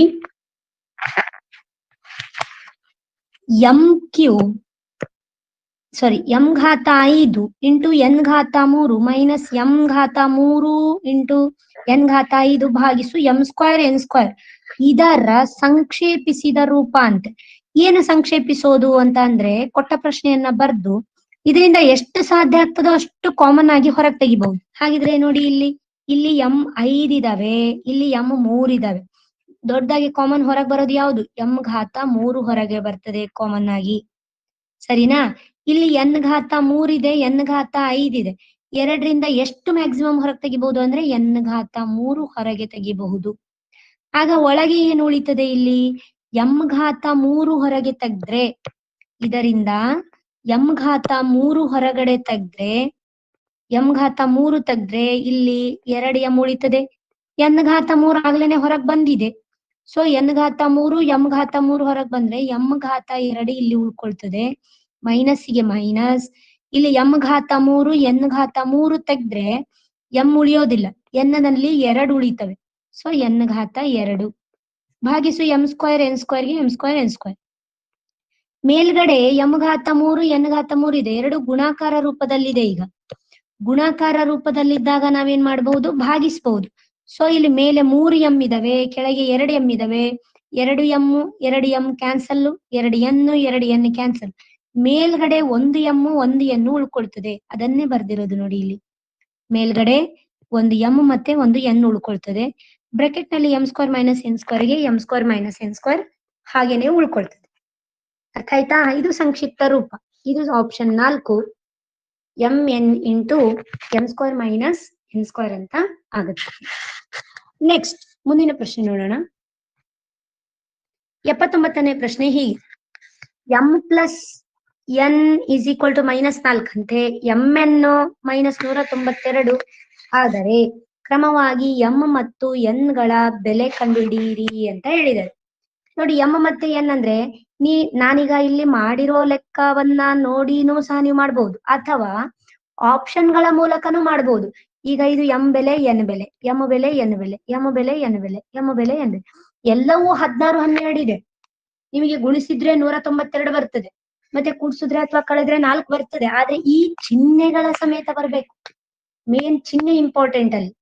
ಅಂದ್ರೆ ಗುಣಿಸಿದ್ರೆ -192 ಬರ್ಬೇಕು, ಕೂಡ್ಸಿದ್ರೆ ಅಥವಾ ಕಳೆದ್ರೆ -4 ಬರ್ಬೇಕು. ಅಂತ 2 ಸಂಖ್ಯೆಗಳು ಯಾವುವು ಅಂತ ಕಂಡುಹಿಡಿಬೇಕು. ಅಂತ 2 ಸಂಖ್ಯೆಗಳು ಯಾವುವು ಅಂತ ಕಂಡುಹಿಡಿವೆ ನೋಡಿ. ಕೂಡಿಸಿದ್ರೆ -4 ಬರ್ಬೇಕು, ಗುಣಿಸಿದ್ರೆ -192 ಬರ್ಬೇಕು. ಹಾಗಿದ್ರೆ ಆ ಎಂ ಬೆಲೆ ಎನ್ ಬೆಲೆ ಹೇಗೆ ಕಂಡುಹಿಡಿಯೋದಂದ್ರೆ 192ನ್ನ ಹೀಗೆ ಭಾಗಿಸ್ತಾ ಹೋದಾಗ 2 ಭಾಗಗಳಾಗಿ ಸಿಗ್ತವೆ ನಮ್ಗೆ, 16 ಮತ್ತು 12 ಅಂತ. ದೊಡ್ಡ ಸಂಖ್ಯೆ ಇಲ್ಲಿ, ಚಿಕ್ಕ ಸಂಖ್ಯೆ ಇಲ್ಲಿ ಬರ್ಕೊಳ್ಳೋಣ. ನಂತರ ಬರೋದು ಈಗ ಏನ್ ಬೇಕು ನಮ್ಗೆ, 16 12 192 ಬರುತ್ತದೆ. ಆದ್ರೆ -192 ಯಾವಾಗ ಬರ್ತದೆ ಅಂದ್ರೆ ಒಂದು ಸಂಖ್ಯೆಗೆ ಮೈನಸ್, ಇನ್ನೊಂದು ಸಂಖ್ಯೆಗೆ ಪ್ಲಸ್ ಬರ್ಬೇಕು. ಒಂದು ಸಂಖ್ಯೆಗೆ ಮೈನಸ್, ಇನ್ನೊಂದು ಸಂಖ್ಯೆಗೆ ಪ್ಲಸ್ ಯಾವಾಗ ಬರ್ತದೆ ಅಂದ್ರೆ ದೊಡ್ಡ ಸಂಖ್ಯೆಗೆ ಯಾವ ಚಿಹ್ನೆ ಇರುತ್ತೆ ಅಥವಾ ಕಳೆದಾಗ -4 ಬರ್ಬೇಕು ಅಂದ್ರೆ ಇದರ ಹಿಂದಿನ ಚಿಹ್ನೆ ಯಾವ್ದಿರುತ್ತೋ ಹಾಗಾಗಿ ದೊಡ್ಡ ಸಂಖ್ಯೆ ಹಿಂದಿನ ಚಿಹ್ನೆಯನ್ನು ಸಹ ಅದನ್ನೇ ಹಾಕ್ಬೇಕು. ಸೊ -4 ಉತ್ತರ ಬರ್ಬೇಕಾದ್ರೆ 16ರಿಂದ 12 ಕಳೆದ್ರೆ 4 ಇದೆ. -4 ಯಾವಾಗ ಬರ್ತದೆ ಅಂದ್ರೆ -16ರಿಂದ +12 ಅರ್ಥ ಆಗ್ತಿದ್ಯಾ? ದೊಡ್ಡ ಸಂಖ್ಯೆ ಹಿಂದಿನ ಚಿಹ್ನೆ ಬರ್ಬೇಕಲ್ಲ, ಮೈನಸ್ ಅಂದ್ರೆ 16ಕ್ಕೇನೆ ಮೈನಸ್ ಬರ್ತದೆ, 12ಕ್ಕೆ ಪ್ಲಸ್ ಬರ್ತದೆ. ಉತ್ತರ ಆಪ್ಷನ್ 3 -16 + 12. ಅರ್ಥ ಆಯ್ತಾ? ನೆಕ್ಸ್ಟ್ 80ನೇ ಪ್ರಶ್ನೆ ನೋಡಿ. 80ನೇ ಪ್ರಶ್ನೆ ಹೀಗಿದೆ, 3 ಕ್ರಮಾನುಗತ ಬೆಸ ಸಂಖ್ಯೆಗಳ ಮೊತ್ತ 219 ಆದರೆ ಮಧ್ಯದ ಸಂಖ್ಯೆ ಯಾವುದು? ಕ್ರಮಾನುಗತ ಬೆಸ ಸಂಖ್ಯೆಗಳು ಅಂದ್ರೆ ಹೇಗೆ? ಕ್ರಮಾನುಗತ ಬೆಸ ಸಂಖ್ಯೆ, ಮೊದಲ ಬೆಸ ಸಂಖ್ಯೆ ಎನ್ ಆಗಿರ್ಲಿ, ಹೌದಾ? ಕ್ರಮಾನುಗತ ಬೆಸ ಸಂಖ್ಯೆಗಳು ಅಂದ್ರೆ ಮೊದಲ ಸಂಖ್ಯೆ ಎನ್ ಇದ್ರೆ ಬೆಸ ಸಂಖ್ಯೆ, ನೆಕ್ಸ್ಟ್ ಬೆಸ ಸಂಖ್ಯೆ ಬರ್ಬೇಕಾದ್ರೆ ಆ ಎನ್ನಿಗೆ 2 ಕೂಡಿಸಿರ್ತಾರೆ, ಹೌದಾ? ಅದರ ನೆಕ್ಸ್ಟ್ ಬೆಸ ಸಂಖ್ಯೆ ಬರ್ಬೇಕಾದ್ರೆ ಎನ್ನಿಗೆ 4 ಕೂಡಿಸ್ಬೇಕು, ಸರಿ ಅಲ್ವಾ? ಹಾಗಿದ್ರೆ ಇದರ ಮೊತ್ತ ಎಷ್ಟಂತ ಹೇಳಿದರೆ 216. ಮೊತ್ತ 216 ಅಂದ್ರೆ ಈ 3 ಸಂಖ್ಯೆಗಳ ಮೊತ್ತ n + n+2 + n+4 ಕೂಡಿಸಿದ್ರೆ 219. ಈಗ n ಅಂದ್ರೆ 3n +2 +4 ಅಂದ್ರೆ +6. 3n + 6 = 216. +6 ಅನ್ನ ಸಮಚಿಹ್ನೆಯಿಂದ ಆಚೆ ಕಳಿಸೋಣ, -6 ಆಯ್ತು.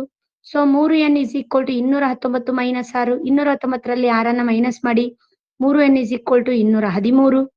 ನನಗೆ 3n ಬೇಡ, n ಬೆಲೆ ಬೇಕು. n ಬೆಲೆ ಬೇಕಂದ್ರೆ 3ಅನ್ನ ಈಚೆ ಕಳಿಸಿ, ಅಂದ್ರೆ ಭಾಗಾಕಾರ ಆಗ್ತದೆ. ಗುಣಾಕಾರ ಇರೋದು ಭಾಗಾಕಾರ. 213ಅನ್ನ 3ರಿಂದ ಭಾಗಿಸಿ, 3 7 21, 3 1 3. n ಬೆಲೆ ಎಷ್ಟು ಬಂತು?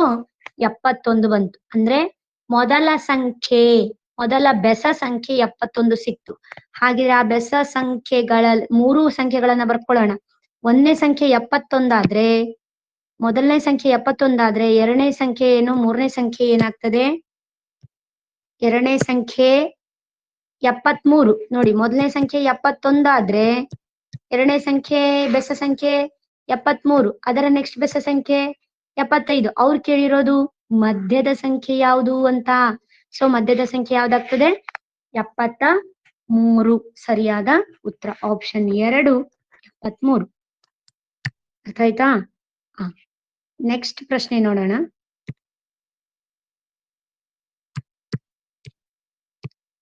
ಎಂಬತ್ತೊಂದನೇ ಪ್ರಶ್ನೆ ಹೀಗಿದೆ ನೋಡಿ ಮಕ್ಕಳು. ಇಲ್ಲಿ ಏನಿದೆ ಅಂದ್ರೆ a cube is equal to 2 ಆದರೆ, a ಕ್ಯೂಬ್ ನ ಬೆಲೆ 2 ಅಂತ ಕೊಟ್ಟಿದ್ದಾರೆ. ಈ ಒಂದು ಘಾತಾಂಕದ ಬೆಲೆ ಎಷ್ಟು ಅಂತ ಕೇಳಿದ್ದಾರೆ. ಅಲ್ಲಿ ಏನ್ ಕೊಟ್ಟಿದಾರಲ್ಲ ಅದೇ ಪ್ರಶ್ನೆಯನ್ನ ಬರ್ದು ಸಮ ನಿಮ್ಗೆ ಘಾತಾಂಕದ ನಿಯಮಗಳನ್ನ ನೆನ್ಪಿಟ್ಕೊಳ್ಬೇಕು ನೀವು. ಯಾವುದು? a raised to m into a raised to n is equal to a raised to m plus n. ಸರಿನಾ? a raised to m divided by a raised to n is equal to a raised to m minus n. ಅದೇ ರೀತಿ a raised to m whole raised to n is equal to a raised to m into n. ಅದೇ ರೀತಿ ಇದೆಲ್ಲ ಒಂದೇ ಆಧಾರ ಸಂಖ್ಯೆ ಬಂದಾಗ, ಬೇರೆ ಬೇರೆ ಆಧಾರ ಸಂಖ್ಯೆಗಳಿದ್ದಾಗ a into b whole raised to m is equal to a raised to m into b raised to m. a divided by b whole raised to m is equal to a raised to m divided by b raised to m. ಈ ತರ ಕೊಟ್ಟಾಗ ನೀವೇನ್ ಮಾಡ್ತಾ ಹೋಗ್ಬೇಕೀಗ? ಇದರ ಪ್ರಕಾರ ಯಾವ್ದ್ಯಾವ್ದು apply ಆಗುತ್ತೋ apply ಆದದನ್ನೆಲ್ಲ ಸಹ ನೀವೇನ್ ಮಾಡ್ಬೇಕು?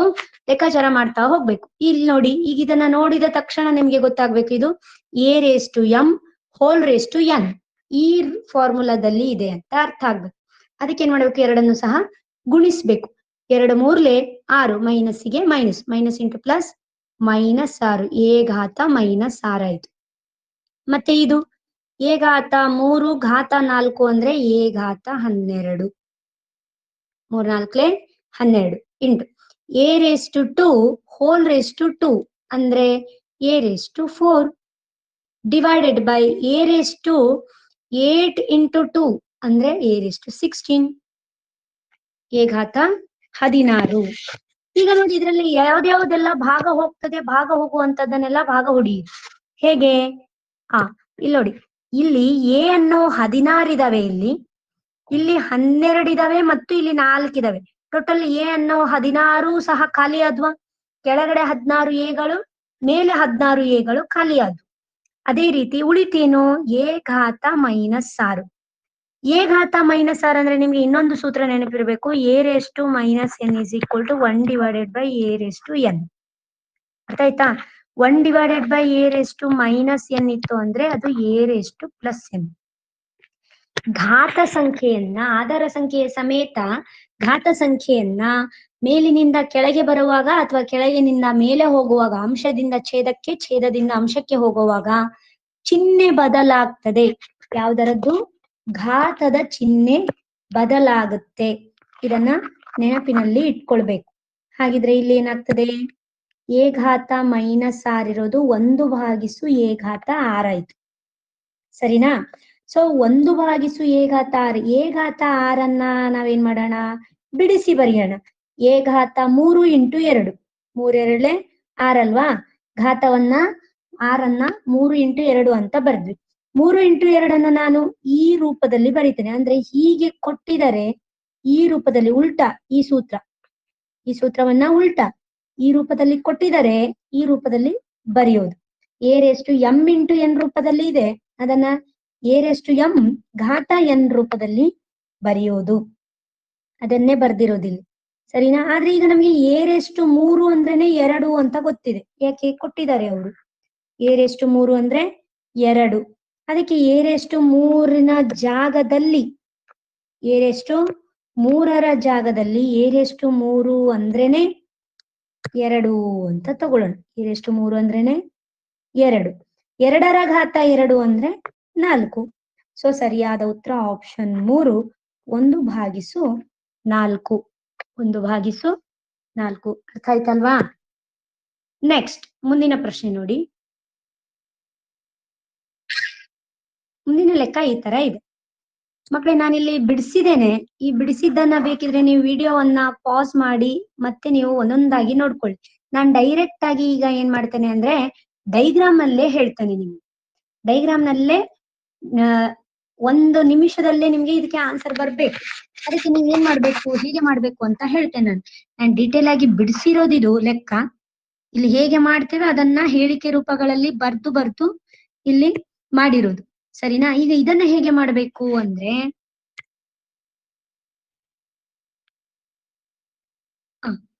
ಇಲ್ಲಿ ನೋಡಿ, ಇಲ್ಲಿ ಸಮಾಂತರ ರೇಖೆಗಳು, ಇಲ್ಲೊಂದು ಸಮಾಂತರ ರೇಖೆ ಇದೆ, ಇಲ್ಲೊಂದು ಸಮಾಂತರ ರೇಖೆ ಇದೆ. ಈ ಸಮಾಂತರ ರೇಖೆಗೆ ಇಲ್ಲೊಂದು ಛೇದಕ ರೇಖೆ ಇದೆ. ಇದು ಒಂದು ಗೊತ್ತಿರಲಿ. ಒಂದು. ಎರಡನೇದು, ಇದನ್ನ ನೋಡುವಾಗ ನಿಮ್ಗೆ ಇನ್ನೊಂದು ಗೊತ್ತಾಗ್ಬೇಕು, ಇಲ್ಲೊಂದು ತ್ರಿಭುಜ ಇದೆ ಅಂತ. ಯಾವುದು? FDC. ಇಲ್ಲೊಂದು ತ್ರಿಭುಜ ಇದೆ. ಮತ್ತೆ 2 ಸಮಾಂತರ ರೇಖೆಗಳಿಗೆ ಒಂದು ಛೇದಕ ರೇಖೆಯನ್ನ ಎಳೆಯಲಾಗಿದೆ. ನಿಮಗೆ ಗೊತ್ತಿರಲಿ, ತ್ರಿಭುಜದ ಒಳಕೋನಗಳ ಮೊತ್ತ 180 ಡಿಗ್ರಿ ಆಗಿರ್ತದೆ. ಒಂದು. ಎರಡನೇದು, ಇಲ್ಲಿ ಅನುರೂಪ ಕೋನಗಳು ಸೇಮ್ ಇರ್ತವೆ. ಅನುರೂಪ ಕೋನಗಳು ಕೆಳಗಿನದಕ್ಕೆ ಮೇಲಿನದಕ್ಕೆ ಅನುರೂಪ ಕೋನಗಳು.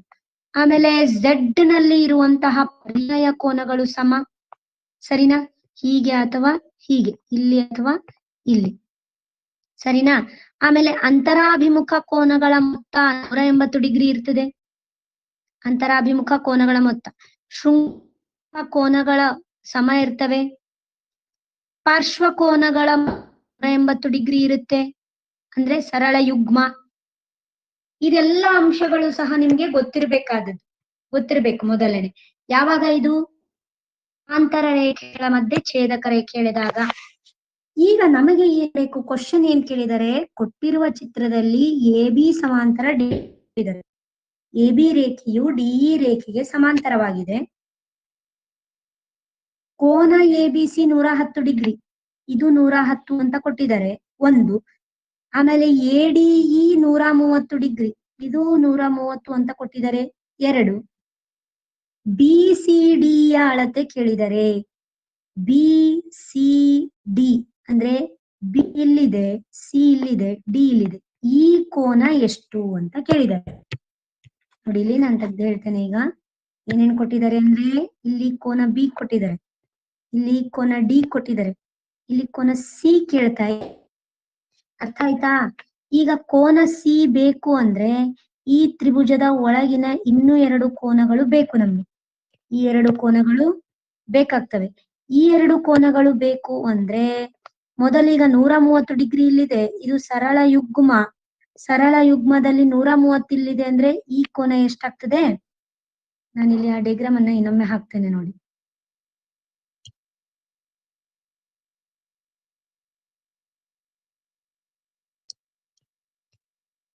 ಇನ್ನೊಮ್ಮೆ ಆ ಚಿತ್ರ ಹಾಕ್ತೇನೆ.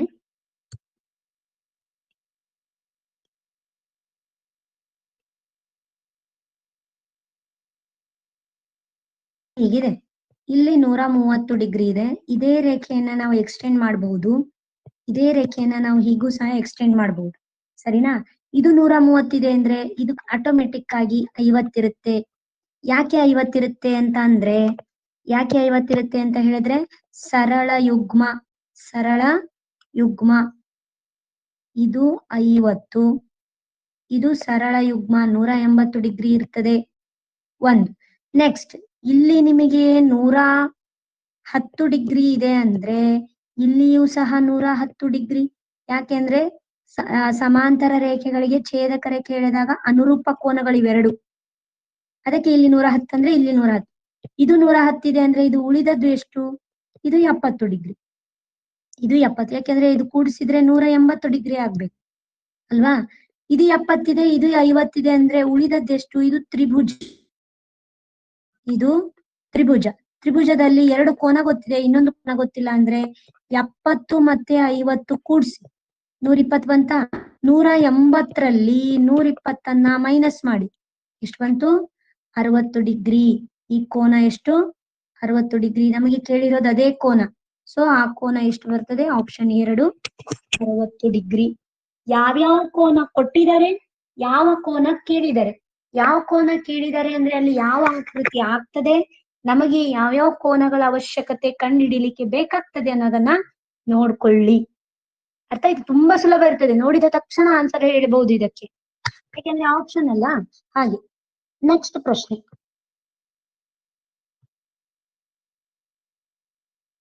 83ನೇ ಪ್ರಶ್ನೆ ಹೀಗಿದೆ ನೋಡಿ. ಇಲ್ಲಿಯೂ ಸಹ ಹಾಗೇನೆ. ಏನ್ ಕೊಟ್ಟಿದ್ದಾರೆ? ಇಲ್ಲಿಯೂ ಸಹ ಚಿತ್ರ ಕೊಟ್ಟಿದ್ದಾರೆ. ಚಿತ್ರ ಕೊಟ್ಟು ಕೇಳಿದರೆ ಕೋನ ಎ ಬಿ ಸಿ ಯ ಬೆಲೆ ಎಷ್ಟು? ಕೋನ ಎ ಬಿ ಸಿ, ಈ ಕೋನ ಎಷ್ಟು ಅಂತ ಕೇಳಿದ್ದಾರೆ. ಈ ಕೋನ ಬೇಕು ಅಂದ್ರೆ ನನಗೆ ಈ ಕೋನವನ್ನ ಕಂಡುಹಿಡಿಬೇಕು. ಈ ಕೋನ ಗೊತ್ತಿರ್ಬೇಕು ಅಂದ್ರೆ ಎಕ್ಸ್ ಕಂಡುಹಿಡಿಬೇಕು.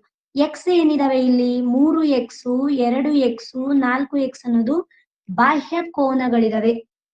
ತ್ರಿಭುಜದ ಬಾಹ್ಯ ಕೋನಗಳು.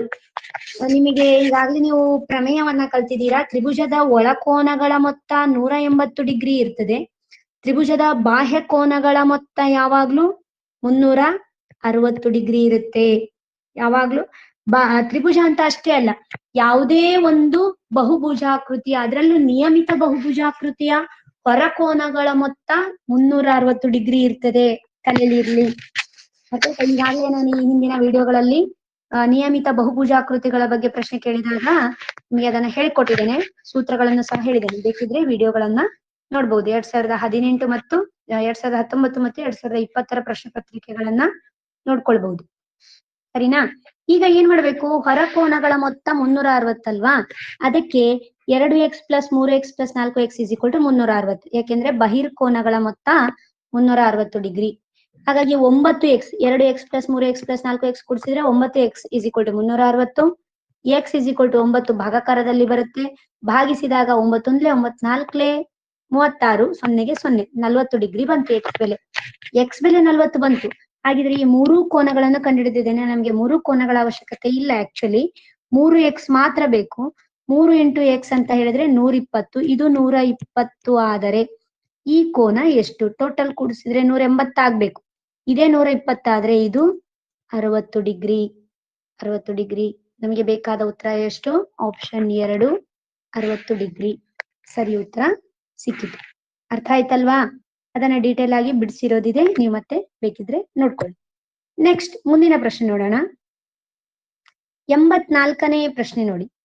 84ನೇ ಪ್ರಶ್ನೆಯಲ್ಲಿ ಚಿತ್ರದಲ್ಲಿ QT ಲಂಬ PR ಅಂದ್ರೆ ಈ QT ರೇಖೆಯು PR ಗೆ ಲಂಬವಾಗಿದೆ. 90 ಡಿಗ್ರಿ ಕೋನ ಆಚೆ ಮತ್ತು ಈಚೆ. ಸರಿನಾ? ನೆಕ್ಸ್ಟ್ TQR ಅಂದ್ರೆ ಈ ಕೋನ, ಮಧ್ಯದಲ್ಲಿರೋ ಕೋನ 40 ಡಿಗ್ರಿ ಅಂತ ಕೊಟ್ಟಿದ್ದಾರೆ. ಸರಿಯಾ? ನೆಕ್ಸ್ಟ್ SPR, ಕೋನ SPR, ಈ ಕೋನ 30 ಡಿಗ್ರಿ ಅಂತ ಕೊಟ್ಟಿದ್ದಾರೆ. ಹಾಗಿದ್ರೆ PSR, ಈ ಕೋನದ ಅಳತೆಯನ್ನ ಕೇಳ್ತಿದ್ದಾರೆ. ಈ ಕೋನದ ಅಳತೆ ಕೇಳ್ತಿದ್ದಾರೆ. ಮಕ್ಕಳೇ, ನಿಮ್ಗೆ ಗೊತ್ತಿರ್ಲಿ, ಇಲ್ಲೊಂದು ತ್ರಿಭುಜ ಇದೆ, ಇಲ್ಲೊಂದು ತ್ರಿಭುಜ ಇದೆ. ಎರಡು ತ್ರಿಭುಜಗಳಲ್ಲಿ ನಮಗೆ ಎರಡು ಕೋನ ಗೊತ್ತಾದ್ರೆ ಇನ್ನೊಂದು ಕೋನ ಕಂಡುಹಿಡಿಬಹುದು. ನನಗೀಗ ಈ ಕೋನ ಕಂಡುಹಿಡಿಬೇಕು ಅಂದ್ರೆ ಈ ಕೋನ ಗೊತ್ತಿದೆ. ಮೊದಲು ಈ ಕೋನ ಕಂಡುಹಿಡ್ಕೊಳ್ಬೇಕು. ಸರಿನಾ? ಮೊದಲು ಈ ಕೋನ ಕಂಡುಹಿಡಿಬೇಕು. ಯಾವುದು? R ಕೋನ ಎಷ್ಟು ಅಂತ ಕಂಡುಹಿಡಿದ್ರೆ S ಕೋನ ಎಷ್ಟು ಅಂತ ಮತ್ತೆ ಕಂಡುಹಿಡಿಬಹುದು. R ಕೋನ ಹೇಗೆ ಗೊತ್ತಾಗ್ತದೆ? ಈ ತ್ರಿಭುಜದಲ್ಲಿ ಎರಡು ಕೋನಗಳು ಗೊತ್ತಿದಾವೆ. ಯಾವುದು? ಇದು 90 ಡಿಗ್ರಿ. ಸರಿನಾ? ಇದು 40 ಡಿಗ್ರಿ. ಇದು 40, ಇದು 90 ಆದ್ರೆ ಇದು ಎಷ್ಟಾಗ್ತದೆ? 90, 40 ಕೂಡಿಸಿ ಎಷ್ಟಾಯ್ತು? 130 ಆಯ್ತು. ಇದು ಎಷ್ಟು ಬೇಕು ಇನ್ನು 180 ಆಗ್ಲಿಕ್ಕೆ? 180 ಆಗ್ಲಿಕ್ಕೆ ಇನ್ನು 50 ಬೇಕು ಅಲ್ವಾ? ಅಥವಾ 180ರಿಂದ 130 ಕಳೆಯಿರಿ, ಅದು 50 ಸಿಗ್ತದೆ. ಸೊ 50 ಯಾವ್ದಾಯ್ತು ಈಗ? 50 ಯಾವ್ದಾಯ್ತು? ಇದು 50 ಡಿಗ್ರಿ. ಇದು 50 ಡಿಗ್ರಿ ಇದೆ, ಇದು 30 ಡಿಗ್ರಿ ಇದೆ, ಇದು ಎಷ್ಟು ಡಿಗ್ರಿ ಅಂತ ಕೇಳ್ತಾರೆ. ಈಗ PSR ತ್ರಿಭುಜ, PSR ತ್ರಿಭುಜದಲ್ಲಿ 30 ಮತ್ತೆ 50 ಇದೆ ಈಗಾಗ್ಲೇ. ಸೊ ಎಷ್ಟಾಯ್ತು ಇದು ಟೋಟಲ್ ಆಗಿ 80 ಡಿಗ್ರಿ ಆಯ್ತು. 80 ಡಿಗ್ರಿ ಆದ್ರೆ ಇನ್ನು 180ರಲ್ಲಿ ಅಲ್ವಾ, ಯಾಕಂದ್ರೆ ತ್ರಿಭುಜದ ಒಳಕೋನಗಳ ಮೊತ್ತ 180 ಡಿಗ್ರಿ. 180 ಡಿಗ್ರಿಯಲ್ಲಿ 80 ಡಿಗ್ರಿಯನ್ನ ಮೈನಸ್ ಮಾಡಿ ಎಷ್ಟು ಉಳಿತು? 100 ಡಿಗ್ರಿ. 100 ಡಿಗ್ರಿ ಇದಾಗ್ತದೆ. ನಮ್ಗೆ ಕೇಳಿರೋ ಪ್ರಶ್ನೆ ಇದೆ, ಕೋನ ಎಸ್, ಕೋನ PSR ನ ಅಳತೆ ಎಷ್ಟು? Option A 100 degree. 100 ಡಿಗ್ರಿ. ಅರ್ಥ ಆಯ್ತಾ? ನೆಕ್ಸ್ಟ್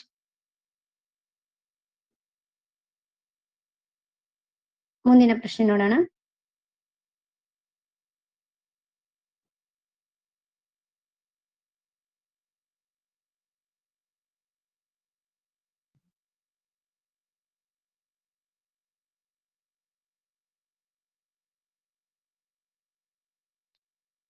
ನೆಕ್ಸ್ಟ್ 85ನೇ ಪ್ರಶ್ನೆ ಹೀಗಿದೆ ನೋಡಿ.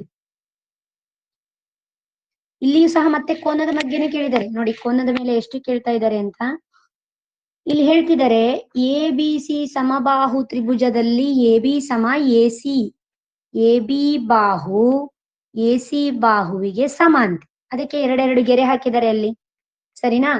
AD ರೇಖೆಯು BC ಪಾದಕ್ಕೆ ಮಧ್ಯ ರೇಖೆ, BC ಪಾದಕ್ಕೆ AD ಮಧ್ಯ ರೇಖೆ ಮಧ್ಯದಲ್ಲಿ ಇದೆ. ಹಾಗಾದರೆ BAD ಯ ಬೆಲೆ ಎಷ್ಟು? BAD ಹೌದಾ? ಯಾವುದು? BAD ಅಂದ್ರೆ ಈ ಕೋನ ಕೇಳಿದರೆ, ಈ ಅರ್ಧ ಕೋನ, ಸರಿನಾ? ಒಂದು ನೆನ್ಪಿಟ್ಕೊಳ್ಳಿ, ಇದು ಅರ್ಧ ಕೋನ ಬೇಕು ಅಂದ್ರೆ ಫಸ್ಟ್ ಈ ಕೋನ ಕಂಡುಹಿಡಿಬೇಕು. ಈ ಕೋನ ಕಂಡುಹಿಡಿಬೇಕಂದ್ರೆ ಈ ದೊಡ್ಡ ತ್ರಿಭುಜದಲ್ಲಿ ಮೊದಲು ಈ ಕೋನ ಎಷ್ಟು ಅಂತ ಕಂಡುಹಿಡಿಬೇಕು. ಇದು ಸಮದ್ವಿಬಾಹು ತ್ರಿಭುಜ ಆಗಿರೋದ್ರಿಂದ ಈ ಬಾಹು ಸಮ ಇದೆಯಾ? ಈ ಬಾಹುವಿನ ಕೋನ 35 ಡಿಗ್ರಿ ಅಂತ ಅವರೇ ಕೊಟ್ಟಿದ್ದಾರೆ. ಹಾಗಾದ್ರೆ ಸಮಬಾಹುಗಳ ಅಭಿಮುಖ ಕೋನಗಳು ಸಮ, ಇದು ಸಹ 35 ಡಿಗ್ರಿ. ಸಿ ಕೋನ ಸಹ 35 ಡಿಗ್ರಿ. ಇದು 35 ಇದೆ, ಇದು 35 ಇದೆ ಅಂದ್ರೆ ಇದು ಮೂರನೇ ಕೋನ. ಎ ಕೋನ ಎಷ್ಟಿರುತ್ತೆ? ಕೋನ B 35 ಇದೆ, ಕೋನ C 35 ಇದೆ. ಎರಡು 35 ಇದೆ ಅಂದ್ರೆ ಎ ಕೋನ ಎಷ್ಟಿರುತ್ತೆ ಅಂದ್ರೆ ಇದೆರಡು ಕೂಡಿಸಿ 70 ಆಯ್ತು, ಸರಿನಾ? 70 ಡಿಗ್ರಿ ಅಂದ್ರೆ 180ರಲ್ಲಿ 70ನ್ನ ಮೈನಸ್ ಮಾಡಿ 110 ಡಿಗ್ರಿ ಆಯ್ತು. ಇದು ಟೋಟಲ್ 110 ಡಿಗ್ರಿ ಆಯ್ತು. ಇದು ಎ ಕೋನ. ನಮಗೆ ಟೋಟಲ್ ಕೇಳಿಲ್ಲ, BAD ಕೇಳಿದ್ದಾರೆ. ಸೊ BAD ಕೋನ ಅಂದ್ರೆ 110 ಡಿಗ್ರಿಯ ಅರ್ಧ. ಯಾಕೆ? ಮಧ್ಯ ರೇಖೆ AD ರೇಖೆ ಅಲ್ವಾ? ಅದರ ಅರ್ಧ ಮಾಡಿ, 2 × 2 2 × 10, 1 ಉಳಿತು, ಮತ್ತೆ 10 ಆಯ್ತು, 2 × 10 55 ಡಿಗ್ರಿ. ಸರಿಯಾದ ಉತ್ತರ 55 ಡಿಗ್ರಿ. ಆಪ್ಷನ್ 4 55 ಡಿಗ್ರಿ, ಸರಿನಾ? ನೆಕ್ಸ್ಟ್ ಇನ್ನು 86ನೇ ಪ್ರಶ್ನೆ ನೋಡೋಣ. 86ನೇ ಪ್ರಶ್ನೆ ಹೀಗಿದೆ. ಇದು ಸಹ ಮತ್ತೆ ಕೋನದಲ್ಲಿನೇ ಕೊಟ್ಟಿದ್ದಾರೆ. ಮಕ್ಕಳ ಈ ಚಿತ್ರವನ್ನ ಗಮನಿಸಿ. ಚಿತ್ರದಲ್ಲಿ ನಿಮ್ಗೆ ಹೀಗೆ ಚಿತ್ರ ಇದೆಯಲ್ಲ, ಈ ಚಿತ್ರದಲ್ಲಿ ಎರಡು ಸಮಾಂತರ ರೇಖೆಗಳಿದಾವೆ. AS ಮತ್ತೆ BR ಸಮಾಂತರ ರೇಖೆಗೆ ಇದು ಸಮಾಂತರ ಚತುರ್ಭುಜಗಳಿದಾವೆ. ಇಲ್ಲಿ ಯಾವ್ದೆಲ್ಲ ಸಮಾಂತರ ಚತುರ್ಭುಜ? ಇಲ್ಲಿ ನೋಡಿ, ಇದೊಂದು ಸಮಾಂತರ ಚತುರ್ಭುಜ, ಇದೊಂದು ಸಮಾಂತರ ಚತುರ್ಭುಜ. ಕಾಣ್ತದಾ? ಸಮಾಂತರ ಚತುರ್ಭುಜದಲ್ಲಿ ಅಭಿಮುಖ ಕೋನಗಳು ಸಮ ಇರ್ತವೆ ಅಂತದ್ದು ಗೊತ್ತಿರ್ಬೇಕು ನಿಮ್ಗೆ. ಮತ್ತೆ ಅಕ್ಕಪಕ್ಕದ ಕೋನಗಳ ಮೊತ್ತ 180 ಡಿಗ್ರಿ ಇರ್ತದೆ, ಇದು ಗೊತ್ತಿರ್ಬೇಕು. ಅಭಿಮುಖ ಕೋನಗಳು ಸಮ, ಅಕ್ಕಪಕ್ಕದ ಕೋನಗಳ ಮೊತ್ತ 180 ಡಿಗ್ರಿ. ಇವೆರಡು ಕೂಡಿಸಿದ್ರು 180, ಇವೆರಡು ಕೂಡಿಸಿದ್ರೆ 180, ಇವೆರಡು ಕೂಡಿಸಿದ್ರು 180, ಸರಿನಾ? ಹಾಗಿದ್ರೆ ಇದನ್ನ ಹೇಗೆ ಬಿಡಿಸೋದು? ಇಲ್ಲಿ ನೋಡಿ, ತುಂಬಾ ಸಿಂಪಲ್. ನೋಡಿದ ತಕ್ಷಣ ಹೇಳ್ಬೇಕು ನೀವು.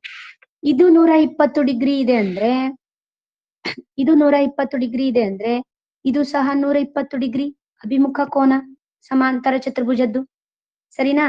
ಇದು 120 ಡಿಗ್ರಿ ಇದೆ ಅಂದ್ರೆ ನಮಗೆ ಈ ಕೋನ ಎಷ್ಟಾಗ್ತದೆ? 60 ಡಿಗ್ರಿ ಆಗುತ್ತೆ, ಹೌದಾ? ಯಾಕೆ? ಕೂಡ್ಸಿದ್ರೆ 180 ಆಗ್ಬೇಕಲ್ಲ. ಅಥವಾ ಇದು 120 ಇದೆ ಅಂದ್ರೆ ಇಲ್ಲಿ ಅದರದ್ದು ಡಿ ಕೋನ 60 ಡಿಗ್ರಿ ಆಗ್ತದೆ. ಯಾಕೆ? ಕೂಡ್ಸಿದ್ರೆ 180 ಆಗ್ಬೇಕು ಅಲ್ವಾ?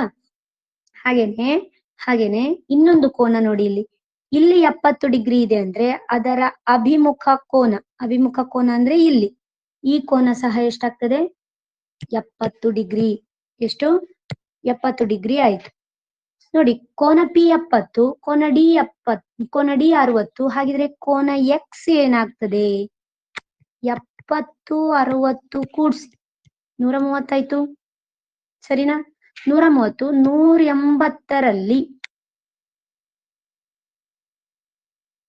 130ನ್ನ ಕಳೆಯಿರಿ, ಎಷ್ಟಾಗ್ತದೆ?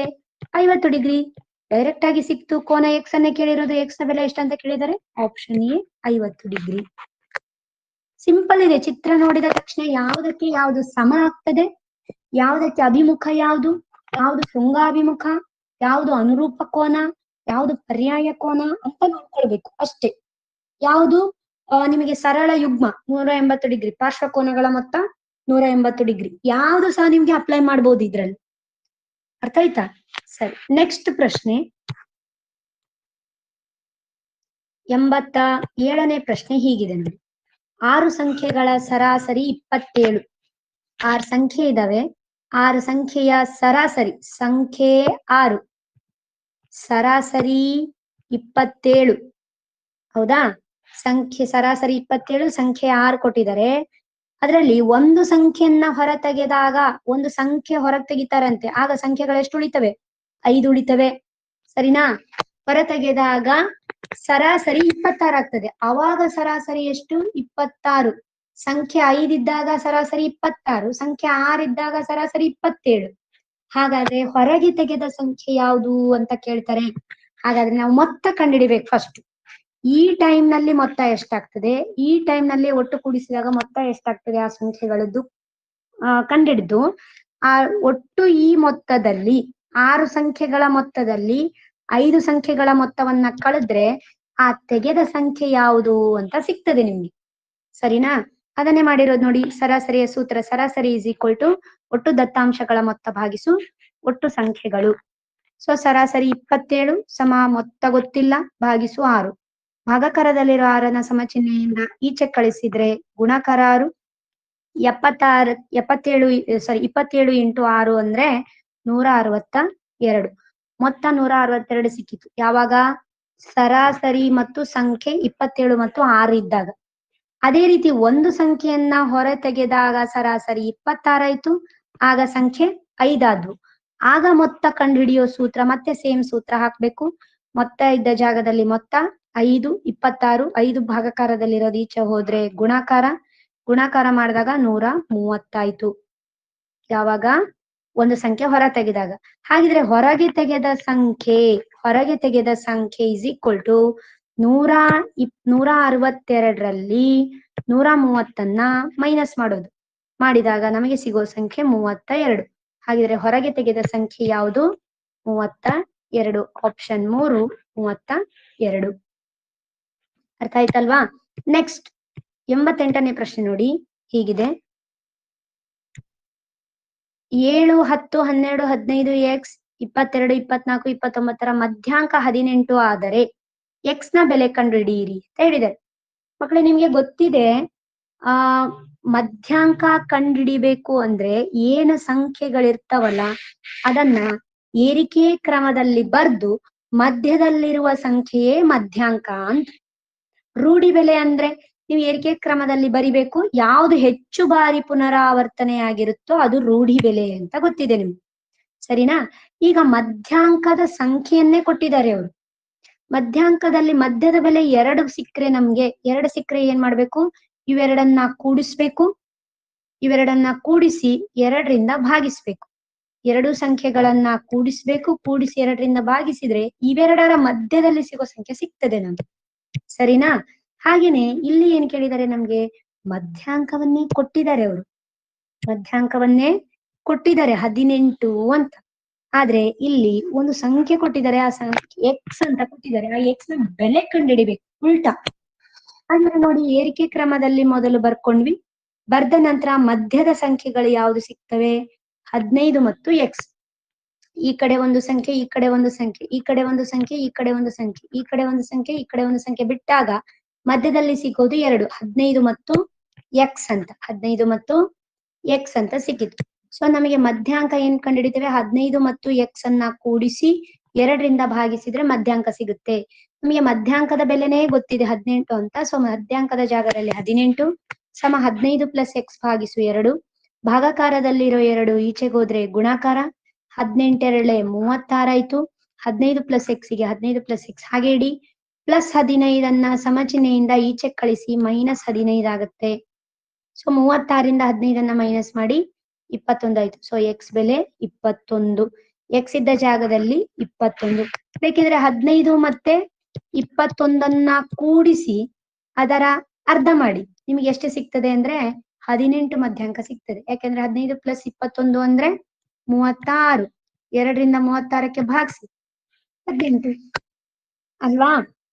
ಅರ್ಥ ಆಯ್ತಾ? ನಿಮ್ಗೆ ಹಾಗೆ ಗೊತ್ತಾಗ್ಲಿಲ್ಲ, ಲೆಕ್ಕ ಗೊತ್ತಾಗ್ಲಿಲ್ಲ ಅಂದ್ರೆ ಶಾರ್ಟ್ ಕಟ್ ಮೆಥಡ್ ಏನು? ಒಂದೊಂದೇ ಆಪ್ಷನ್ ಅನ್ನ ಹಾಕಿ ನೋಡೋದು. ಏನ್ ಮಾಡ್ಬೇಕು? ಆಪ್ಷನ್ ಅನ್ನ ಹಾಕಿ ನೋಡ್ಬೇಕು ಪ್ರಶ್ನೆಯಲ್ಲಿ. ನಿಮಗೆ ಇದೆಲ್ಲ ಲೆಕ್ಕ ಗೊತ್ತಾಗ್ಲಿಲ್ಲ ಬಿಟ್ಟಾಕಿ. 25 ಎಕ್ಸ್ ನ ಬೆಲೆ 25 ತುಂಬಿ 15 ಮತ್ತು 25 ಕೂಡಿಸಿ ಅದರ ಅರ್ಧ ಮಾಡಿ 18 ಬರ್ತದಾ ನೋಡಿ. ಬರ್ಲಿಲ್ವಾ? 14 ಮತ್ತೆ 15 ಕೂಡಿಸಿ ಎಕ್ಸ್ ಇದ್ದಲ್ಲಿ 14 ಹಾಕಿ 14 ಮತ್ತೆ 15 ಕೂಡಿಸಿ ಅದರ ಅರ್ಧ ಮಾಡಿ 18 ಬರ್ತದಾ ಚೆಕ್ ಮಾಡಿ. ಅದೇ ರೀತಿ 21, ಅದೇ ರೀತಿ 29 ಮಾಡಿದಾಗ 21 ಮಾಡಿದ್ರೆ ಮಾತ್ರ ನಿಮ್ಗೆ 18 ಉತ್ತರ ಬರ್ತದೆ. ಬೇರೆ ಯಾವ ಸಂಖ್ಯೆ ಕೂಡಿಸಿದ್ರು ಸಹ ನಿಮ್ಗೆ ಅಲ್ಲಿ 36/2 ಬರೋದಿಲ್ಲ. ಅರ್ಥ ಆಯ್ತಲ್ವಾ? ನೆಕ್ಸ್ಟ್ ಮುಂದಿನ ಪ್ರಶ್ನೆ. ಮುಂದಿನ ಪ್ರಶ್ನೆ ಹೀಗಿದೆ ನೋಡಿ. 100 ಸೆಂಟಿಮೀಟರ್ ಉದ್ದದ ತಂತಿಯನ್ನು ಚೌಕಾಕಾರದಲ್ಲಿ ಭಾಗಿಸಿದೆ. ಹೀಗೆ ಭಾಗಿಸಿದಾಗ ಉಂಟಾದ ಚೌಕದ ವಿಸ್ತೀರ್ಣ ನೋಡಿ. ಒಂದು ತಂತಿ ಇದೆ, 100 ಮೀಟರ್ ಉದ್ದ ಇದೆ. ಅದು ಉದ್ದ 100 ಮೀಟರ್ ಇದೆ. ಅದನ್ನ ಭಾಗಿಸಿದರೆ ಅಲ್ಲ, ಆಕ್ಚುಲಿ ಅದು ಬಗ್ಗಿಸಿದರೆ ಹೀಗೆ ಚೌಕಾಕಾರದಲ್ಲಿ ಬಗ್ಗಿಸಿದ್ದಾರೆ. ಈ ಚೌಕಾಕಾರದಲ್ಲಿ ಬಗ್ಗಿಸಿದಾಗ ಇದರ ವಿಸ್ತೀರ್ಣ ಎಷ್ಟು ಅಂತ ಕೇಳಿದ್ದಾರೆ. ಇದರ 100 ಮೀಟರ್ ಉದ್ದ ಅಂದ್ರೆ ಇದನ್ನ ಕೂಡಿಸಿದ್ರು ಸಹ 100 ಮೀಟರ್. ಇದೇ ತಂತಿ ಅದು ಅಲ್ವಾ? ಹಾಗಿದ್ರೆ ಇಲ್ಲಿ ನೋಡಿ ಚೌಕದ ಸುತ್ತಳತೆ ಕೊಟ್ಟಿದ್ದಾರೆ. P = 100 metre. P = 100 metre. ಯಾಕಂದ್ರೆ ಅದರಿಂದನೇ ಅಲ್ವಾ ಚೌಕ ಮಾಡಿರೋದು. ಹಾಗಿದ್ರೆ P = 100 ಮೀಟರ್ ಅಂದ್ರೆ ಬಾಹುವಿನ ಉದ್ದ ನೋಡ್ಬೇಕು. 4 ಭಾಗ ಮಾಡ್ಬೇಕಲ್ಲ ಅದನ್ನ ಸಮನಾಗಿ. ಹಾಗಾಗಿ P ಸೂತ್ರ ಏನು? 4a = 100. ಎ ಬೆಲೆ ಬೇಕು 100/4. 100ನ್ನ 4ರಿಂದ ಭಾಗಿಸಿದ್ರೆ 25. ಸರಿನಾ? ಎ ಬೆಲೆ ನಮ್ಗೆ ಸಿಕ್ತು 25. ನಮಗೆ ಚೌಕದ ವಿಸ್ತೀರ್ಣ ಕೇಳಿದರೆ ಸೊ a = a². a = 25ರ ವರ್ಗ. 25ರ ವರ್ಗ 625. ಸರಿನಾ? ನೆಕ್ಸ್ಟ್ ಅರ್ಥ ಆಯ್ತಲ್ಲ? ಹಾಗಿದ್ರೆ ಸರಿಯಾದ ಉತ್ತರ ವಿಸ್ತೀರ್ಣ ಕೇಳಿದರೆ ಅವರು ವಿಸ್ತೀರ್ಣ ಆಪ್ಷನ್ 2 625 ಸೆಂಟಿಮೀಟರ್ ಸ್ಕ್ವೇರ್. ಸರಿನಾ? ಸಾರಿ, ಇಲ್ಲಿ 100 ಮೀಟರ್ ಅಲ್ಲ 100 ಸೆಂಟಿಮೀಟರ್ ಅಂತ ಬರ್ಕೊಳ್ಳಿ ಆಯ್ತಾ. ಇದು P = 100 ಸೆಂಟಿಮೀಟರ್. ಸೆಂಟಿಮೀಟರ್ ಅಲ್ಲೇ ಕೊಟ್ಟಿದ್ದಾರೆ, ಸೆಂಟಿಮೀಟರ್ ಅಲ್ಲೇ ಉತ್ತರ ಇದೆ. ಸೆಂಟಿಮೀಟರ್ ಆಯ್ತಾ? ನೆಕ್ಸ್ಟ್ ಮುಂದಿನ ಪ್ರಶ್ನೆ ನೋಡಿ. ಲಾಸ್ಟ್ ಕೊನೆಯ ಪ್ರಶ್ನೆ 90ನೇ ಪ್ರಶ್ನೆ ಹೀಗಿದೆ. ಇದು ಸಹ ಮತ್ತೆ ಚಿತ್ರ ಕೊಟ್ಟಿದ್ದಾರೆ. ಚಿತ್ರದಲ್ಲಿ ಅವ್ರು ಕೊಟ್ಟಿದ್ದಾರೆ ಕೋನ ABC 90 ಡಿಗ್ರಿ, ಬಿ ಕೋನ 90 ಡಿಗ್ರಿ ಅಂತ ಹೇಳ್ತಿದ್ದಾರೆ ಅವರು. AB 10 ಸೆಂಟಿಮೀಟರ್, ಇದು 10 ಇದೆಯಂತೆ, ಮತ್ತು BC 8 ಸೆಂಟಿಮೀಟರ್ ಇದೆ. ಹಾಗಾದರೆ ತ್ರಿಭುಜ ABD ಯ ವಿಸ್ತೀರ್ಣ ಎಷ್ಟು ಅಂತ ಕೇಳ್ತಿದ್ದಾರೆ. ನೆನ್ಪಿಟ್ಕೊಳ್ಳಿ ಮಕ್ಕಳೇ, ಸಮಾಂತರ ರೇಖೆಗಳ ಮಧ್ಯದಲ್ಲಿ ಇರುವ ಒಂದೇ ಪಾದದ ಮೇಲೆ ನಿಂತಿರುವ ಎಲ್ಲಾ ತ್ರಿಭುಜಗಳ ವಿಸ್ತೀರ್ಣಗಳು ಸಮ ಇರುತ್ತೆ. ಬೇಕಾದ ತ್ರಿಭುಜವನ್ನ ತೆಗೀರಿ ನೀವು. ಇದೇ ಪಾದ, ಇದೇ ಎತ್ತರ, ಒಂದೇ ಪಾದ ಇರುತ್ತೆ, ಒಂದೇ ಎತ್ತರ ಇರುತ್ತೆ. ಹಾಗಾಗಿ ಎಷ್ಟು ತ್ರಿಭುಜ ತೆಗೆದ್ರೂ ಸಹ ಎಲ್ಲಾ ತ್ರಿಭುಜಗಳ ವಿಸ್ತೀರ್ಣಗಳು ಸೇಮ್ ಇರುತ್ತೆ. ಹಾಗಾಗಿ ನಮಗೆ ಬೇಕಾಗಿರೋದು ಈಗ ಈ ತ್ರಿಭುಜದ ವಿಸ್ತೀರ್ಣ. ಈ ತ್ರಿಭುಜದ ವಿಸ್ತೀರ್ಣ ಕಂಡುಹಿಡಿಬೇಕಾದ್ರೆ ನಾವು ಈ ತ್ರಿಭುಜದ ವಿಸ್ತೀರ್ಣವನ್ನ ಕಂಡುಹಿಡಿದ್ರೆ ಸಾಕು. ಅರ್ಥ ಆಯ್ತಾ? ಆ ತ್ರಿಭುಜದ ವಿಸ್ತೀರ್ಣ ಕಂಡುಹಿಡಿಬೇಕಾದ್ರೆ ನಮ್ಗೆ ಗೊತ್ತಿದೆ, ಪಾದ 10 ಇದೆ, ಎತ್ತರ 8 ಇದೆ. ಅರ್ಧ ಗುಣಿಸು ಪಾದ ಗುಣಿಸು ಎತ್ತರ. ಸರಿನಾ? ಹಾಗಿದ್ರೆ ಅರ್ಧ ಗುಣಿಸು ಪಾದ AB, BC ಎತ್ತರ. ಪಾದ 10 ಇದೆ, BC 8 ಇದೆ. ಮಾಡಿದ್ರೆ 40 ಸೆಂಟಿಮೀಟರ್ ಸ್ಕ್ವೇರ್. ಇದು 40 ಸೆಂಟಿಮೀಟರ್ ಸ್ಕ್ವೇರ್ ಇದ್ರೆ ಇದ್ರ ವಿಸ್ತೀರ್ಣ ADB ವಿಸ್ತೀರ್ಣನು ಸಹ 48 ಸೆಂಟಿಮೀಟರ್ ಸ್ಕ್ವೇರ್ ಇರುತ್ತೆ. ಕಾರಣ ಏನಂದ್ರೆ ಸಮಾಂತರ ರೇಖೆಗಳ ಮಧ್ಯದಲ್ಲಿ ಒಂದೇ ಪಾದದ ಮೇಲೆ ಇರುವ ತ್ರಿಭುಜಗಳ ವಿಸ್ತೀರ್ಣಗಳು ಸಮನಾಗಿರುತ್ತವೆ. ಅರ್ಥ ಆಯ್ತಾ? ಯಾಕೆ ಹೇಳಿ? ಇದರ ಪಾದ ಮತ್ತು ಎತ್ತರ ಎಲ್ಲದರದ್ದು ಸಹ ಸೇಮ್ ಇರುತ್ತೆ. ಪಾದ ಮತ್ತು ಎತ್ತರ ಸೇಮ್, ನೇರ ಎತ್ತರ. ಸರಿನಾ? ಆ ರೀತಿ. ಹಾಗಾದ್ರೆ ನಿಮ್ಗೆ ಈ ಪ್ರಶ್ನೆಗೆ ಉತ್ತರ ಗೊತ್ತಾಯ್ತಲ್ಲ? ಎಷ್ಟು? 40 centimetre square. Option 4 40 centimetre square. ಸರಿನಾ? ಮಕ್ಕಳೇ, ಇಲ್ಲಿವರೆಗೂ ನಾವೇನ್ ಮಾಡಿದ್ವಿ ಅಂತ ಹೇಳಿದ್ರೆ NMMS ಪರೀಕ್ಷೆಯ ಪತ್ರಿಕೆ 2 2018ರ ಪತ್ರಿಕೆ 2 ಪೇಪರ್ 2ರ ಸ್ಯಾಟ್ ಪ್ರಶ್ನೆ ಪತ್ರಿಕೆಯ ಗಣಿತಕ್ಕೆ ಸಂಬಂಧಪಟ್ಟ 20 ಪ್ರಶ್ನೆಗಳನ್ನು ಅಂದ್ರೆ 79ರಿಂದ 90ರವರೆಗಿನ ಎಲ್ಲಾ ಪ್ರಶ್ನೆಗಳನ್ನು ಸಹ ನಾವು ಬಿಡಿಸಿ ಆಗಿದೆ. ಈ ವಿಡಿಯೋ ನಿಮಗೆ ಇಷ್ಟವಾದ್ರೆ ದಯವಿಟ್ಟು ಸಬ್ಸ್ಕ್ರೈಬ್ ಮಾಡಿ, ಲೈಕ್ ಮಾಡಿ, ಶೇರ್ ಮಾಡಿ. ಏನಾದರೂ ಅನಿಸಿಕೆಗಳಿದ್ರೆ, ಅಭಿಪ್ರಾಯಗಳಿದ್ರೆ ಕಮೆಂಟ್ ಬಾಕ್ಸ್ ಅಲ್ಲಿ ತಿಳಿಸಿ. ಇದೇ ರೀತಿ 2019 ಮತ್ತು 2020ರ ಪ್ರಶ್ನೆ ಪತ್ರಿಕೆಗಳು ಸಹ ನಮ್ಮ ಚಾನೆಲ್ ನಲ್ಲಿ ನಿಮಗೆ ಸಿಗುತ್ತೆ. ಧನ್ಯವಾದಗಳು.